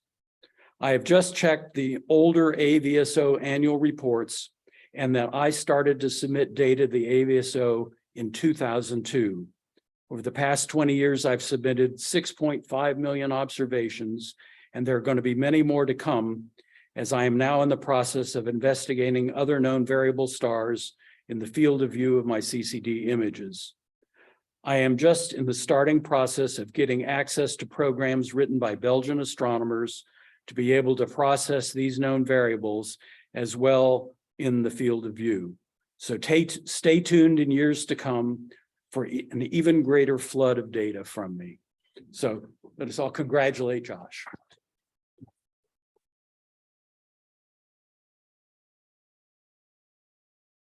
Now I'd like to call on Dennis. Excuse me, may I make a comment? This is Sarah in the back. Absolutely. And reading the online people, Yash actually is online right now. And he just heard that and he said, "Thank you so much for this award." Wonderful. And Lindsay, the clicker isn't working. So if I could ask you to advance the slides for us. We do have a photo of the Merit Award winner. Thank you, Dave. Well, I have the pleasure of presenting the 18th AVSO William Tyler Alcott Distinguished Service Award. And this year it is presented to Lauren Harrington. Lauren, if you want to come up, please.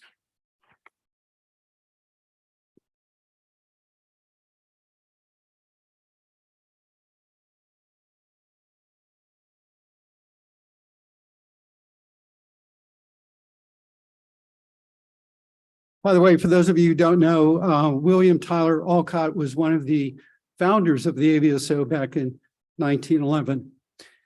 The citation reads to Lauren Harrington for her mentorship and introduction of AVSO members to the field of spectroscopy, her support of the AVSO's new AVSpec spectroscopy database, her support of the AVSO webinar series, and her service as an AVSO ambassador. And as a young person who has significantly contributed to the introduction of spectroscopy to the AVSO membership, Lauren has been a shining example of not only how AVSO members at all ages can contribute to the science of astronomy, but also how they can demonstrate leadership in doing so.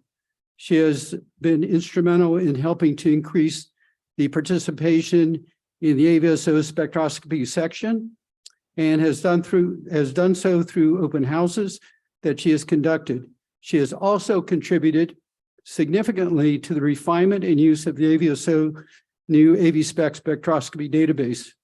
She has not only hosted most of the AVSO's webinars for the past few years, but she has conducted her own hour-to-hour event on spectroscopy. And in addition to all of her accomplishments, Lauren has been an active AVSO ambassador. Lauren stands out as a wonderful example of an AVSO member whose initiative and leadership help to increase the knowledge and tool set that benefit the rest of the AVSO membership. It is thus fitting that we honor her today and present her with the AVSO William Tyler Alcott Distinguished Service Award. Lauren, congratulations.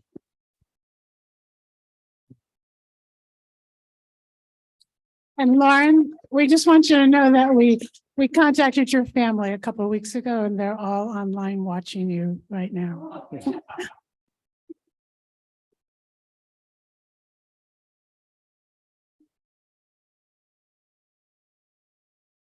And I think Brian is up next.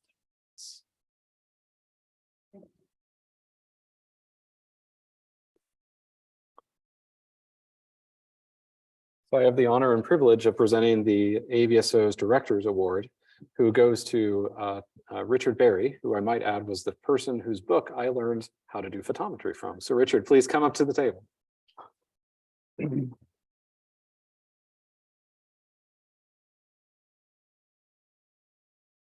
So the citation reads, the 2022 AVSO Directors Award is presented to Richard E. Berry in recognition of his many contributions to the AVSO in the past few years. Richard founded the AVSO's Instrument and Equipment section in 2020 and served as a section leader until April of 2022, and has advised many observers on photometry and filters throughout the forums, as well as offline directly. Richard's online presence on behalf of the AVSO has included Visio presentations.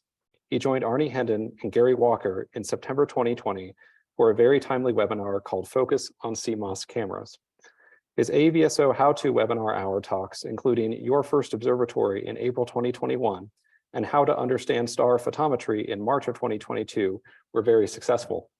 His talk on do-it-yourself observatories continues to be the AVSO's most popular YouTube video. Richard, yeah. Richard also gracefully shares his expertise with the headquarters staff science team and has always been willing to respond to emails from individuals asking for technical questions when the staff were not able to answer. Richard helped us to establish, inspire, and encourage the team of volunteers that rewrote the AVSO's CCD and CMOS photometry guide, recreating the fundamental documentation to reflect the evolution in technology and maximize its relevance to our observers. All of this volunteer outreach, support, and mentoring has been carried out in addition to Richard's valuable service on the board and in some of its committees, including his dedicated, excellent work in 2022 as chair as the AVSO's Executive Director Search Committee. I won't say that I'm biased in the result on that at all. And he also served in his experience with the astronomical publication, instrumentation, and outreach committees, and his unfailing belief in the support of the AVSO and his patience and good nature all contribute to the success of the committee's works. We are grateful to Richard for his devotion to the association and are delighted to thank him and to recognize him in this way.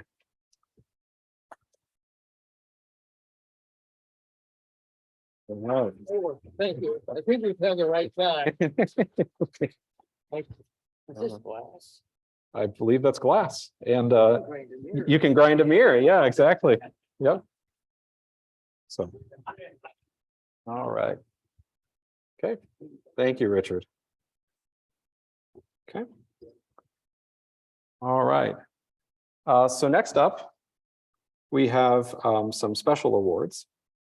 And so in this one, the AVSO extends its grateful appreciation and most sincere thanks to Matthew Craig. We thank him for his valuable volunteer contributions to the AVSO and the Variable Star community through his work on rewriting and modernizing the AVSO's Variable Star Plotter tool. His service for the past 2 years on the committee and the Information Technology Committee, and for his outstanding example as an educator in regularly attending the past 5 years of the AVSO's meetings and making it a point to bring his students and introduce them to the AVSO and have them present their research. Matt, would you please come to the stage?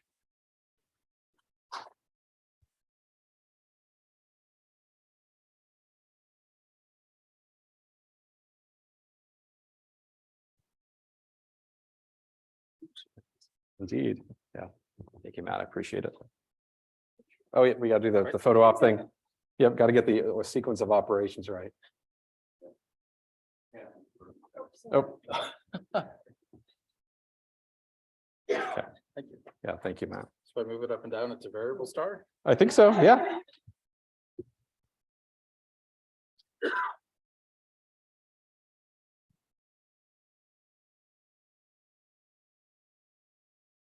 Next up, we have a series of observer awards. So if you could advance the slide for me. So this was actually something very interesting to me. It's another piece of AVSO's history, which I never really thought was possible. So as it turned out, during World War II, there were people in the trenches that were conducting and submitting variable star observations to the AVSO. And it comes to my surprise that that still continues. So the American Association of Variable Star Observers would like to commend and thank the Ukrainian variable star observers, Makim Piatytsky, and his colleagues from Ukraine for their bravery and determination in continuing the valuable and important work of observing variable stars despite the most difficult and hazardous conditions due to the war occurring in their country. We are proud of them and their great dedication to science, and we are honored that their observations from this time in history will be permanently recorded in the AVSO's international database and for future generations of researchers. And so I don't know if it's not able to be online either. Nope. So please, let's give them all a round of applause.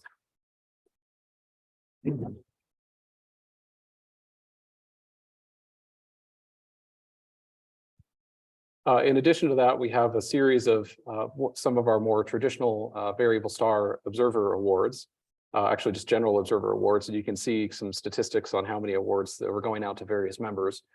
For those of you that are not able to accept your position or to accept your certificate here in person, we sent them out via mail, right? So you should be receiving them. If you haven't already received them, you will receive them soon. But for those of you that are here in the audience, I'd just like to quickly read through your certificates here and come on up to the podium as I read your names, and we'll do a quick handshake and photo and keep moving forward. So the first one here is the AVSO would like to proudly recognize the variable star observer who I think you guys might know of this person, Dr. Arnie Hendon, for your invaluable contribution of over 50,000 CCD device variable star observations to the AVSO International Database through September of 2022.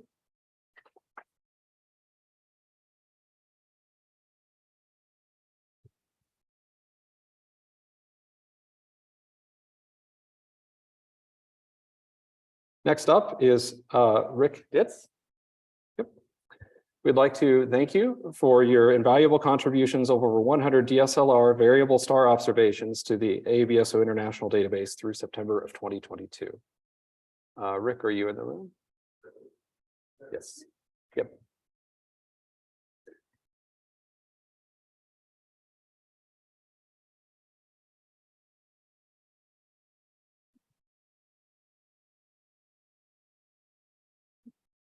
That's why it's a surprise. I guess so. Congratulations, Rick. Thank you. That's me. How about that? Yeah. Thanks. Yep, congratulations. Next up is Walter Cooney Jr. If you want to start making your way up. We're thanking you for your invaluable contribution of over 100,000 CCD device observations to the AVSO International Database through September of 2022. Walt, thanks. Yep, congratulations. Next up is Wayne Bailey. Please make your way up to the podium.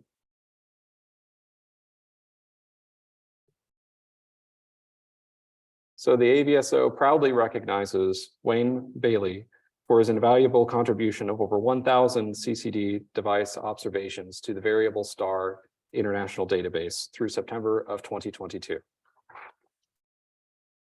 Wayne, smile for the camera.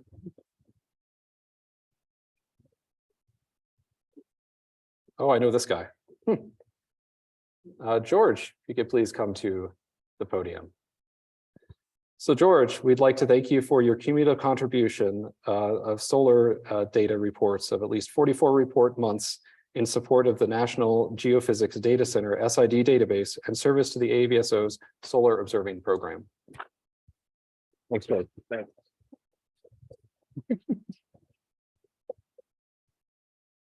And lastly, Neil Simmons, would you please come to the podium? We'd like to thank him for a cumulative contribution since 1999 of 500 sunspot observations in support of the American Relative Sunspot Number Program and service to the AVSO Solar Observing Program. Neil, congratulations. Take care. Okay, and next up is Kathy. So in addition to my role as Vanna White today, as most of you know, I had the privilege of being the acting director for the first 3 quarters of this year. So I'd like to ask my staff to come up to the front. Elizabeth, Sarah, you know who you are. Lindsay. Bert unfortunately woke up this morning not feeling too well, so hopefully he's listening online because he is a big part of our staff. You know, from year to year, we've told you how the staff have overcome COVID and learning to work remotely and providing a remote annual meeting one year. And then on top of that, the board decided they're just so good. We're going to sell the building. So in addition to that, they need to manage that and pack up 110 years worth of archives and books. And so I would really be remiss if we didn't give them a standing ovation for this year.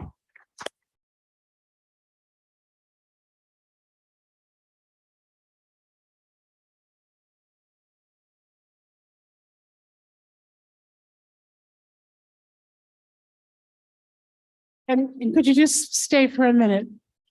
Because always there's someone who stands out. And the closing of Bay State Road was really physically and emotionally challenged. There was lots of Advil taken and many, many trips to the dumpster. But Elizabeth Wagon worked tirelessly to organize 110, now 11 years of books and documents and treasured objects for their journey to a new home. And with 43 years of service to the AVSO, these are like old friends to Elizabeth. And she always had a story about special pieces, and she gave all the staff a deeper appreciation for our founders and for the accomplishments of the AVSO. So this award is given to Elizabeth in recognition.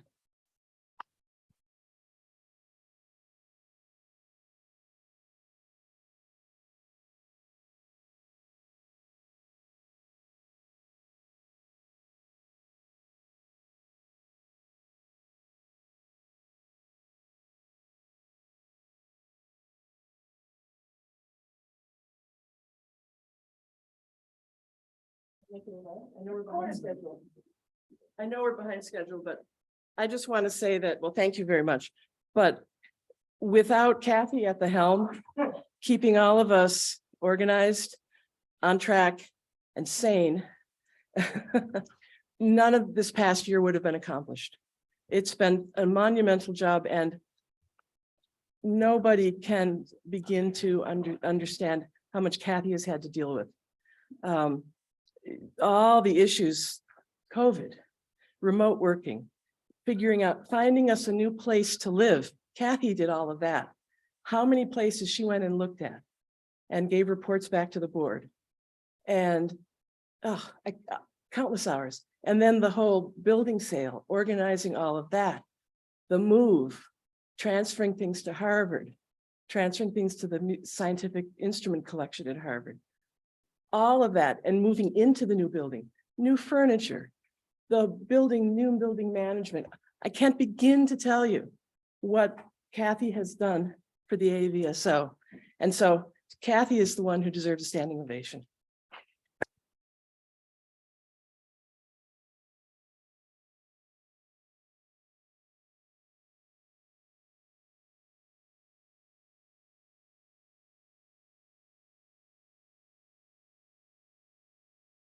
It's been a privilege and a joy to learn from Kathy. I have learned so much with all of her experience in management, in nonprofit management, in just being organized. I'm not always as organized, and I don't always meet deadlines in advance, that's for sure. And Kathy's been really patient with me, but this is we're really lucky. She's one special lady. All right. 30 minutes. We're supposed to have a Q&A, but we are so far behind. Yeah, we Yeah, we had our Q&A kind of built in throughout the session. We're presently running fairly far behind schedule. So why don't we take a coffee break and we'll reconvene at 30 minutes after the hour.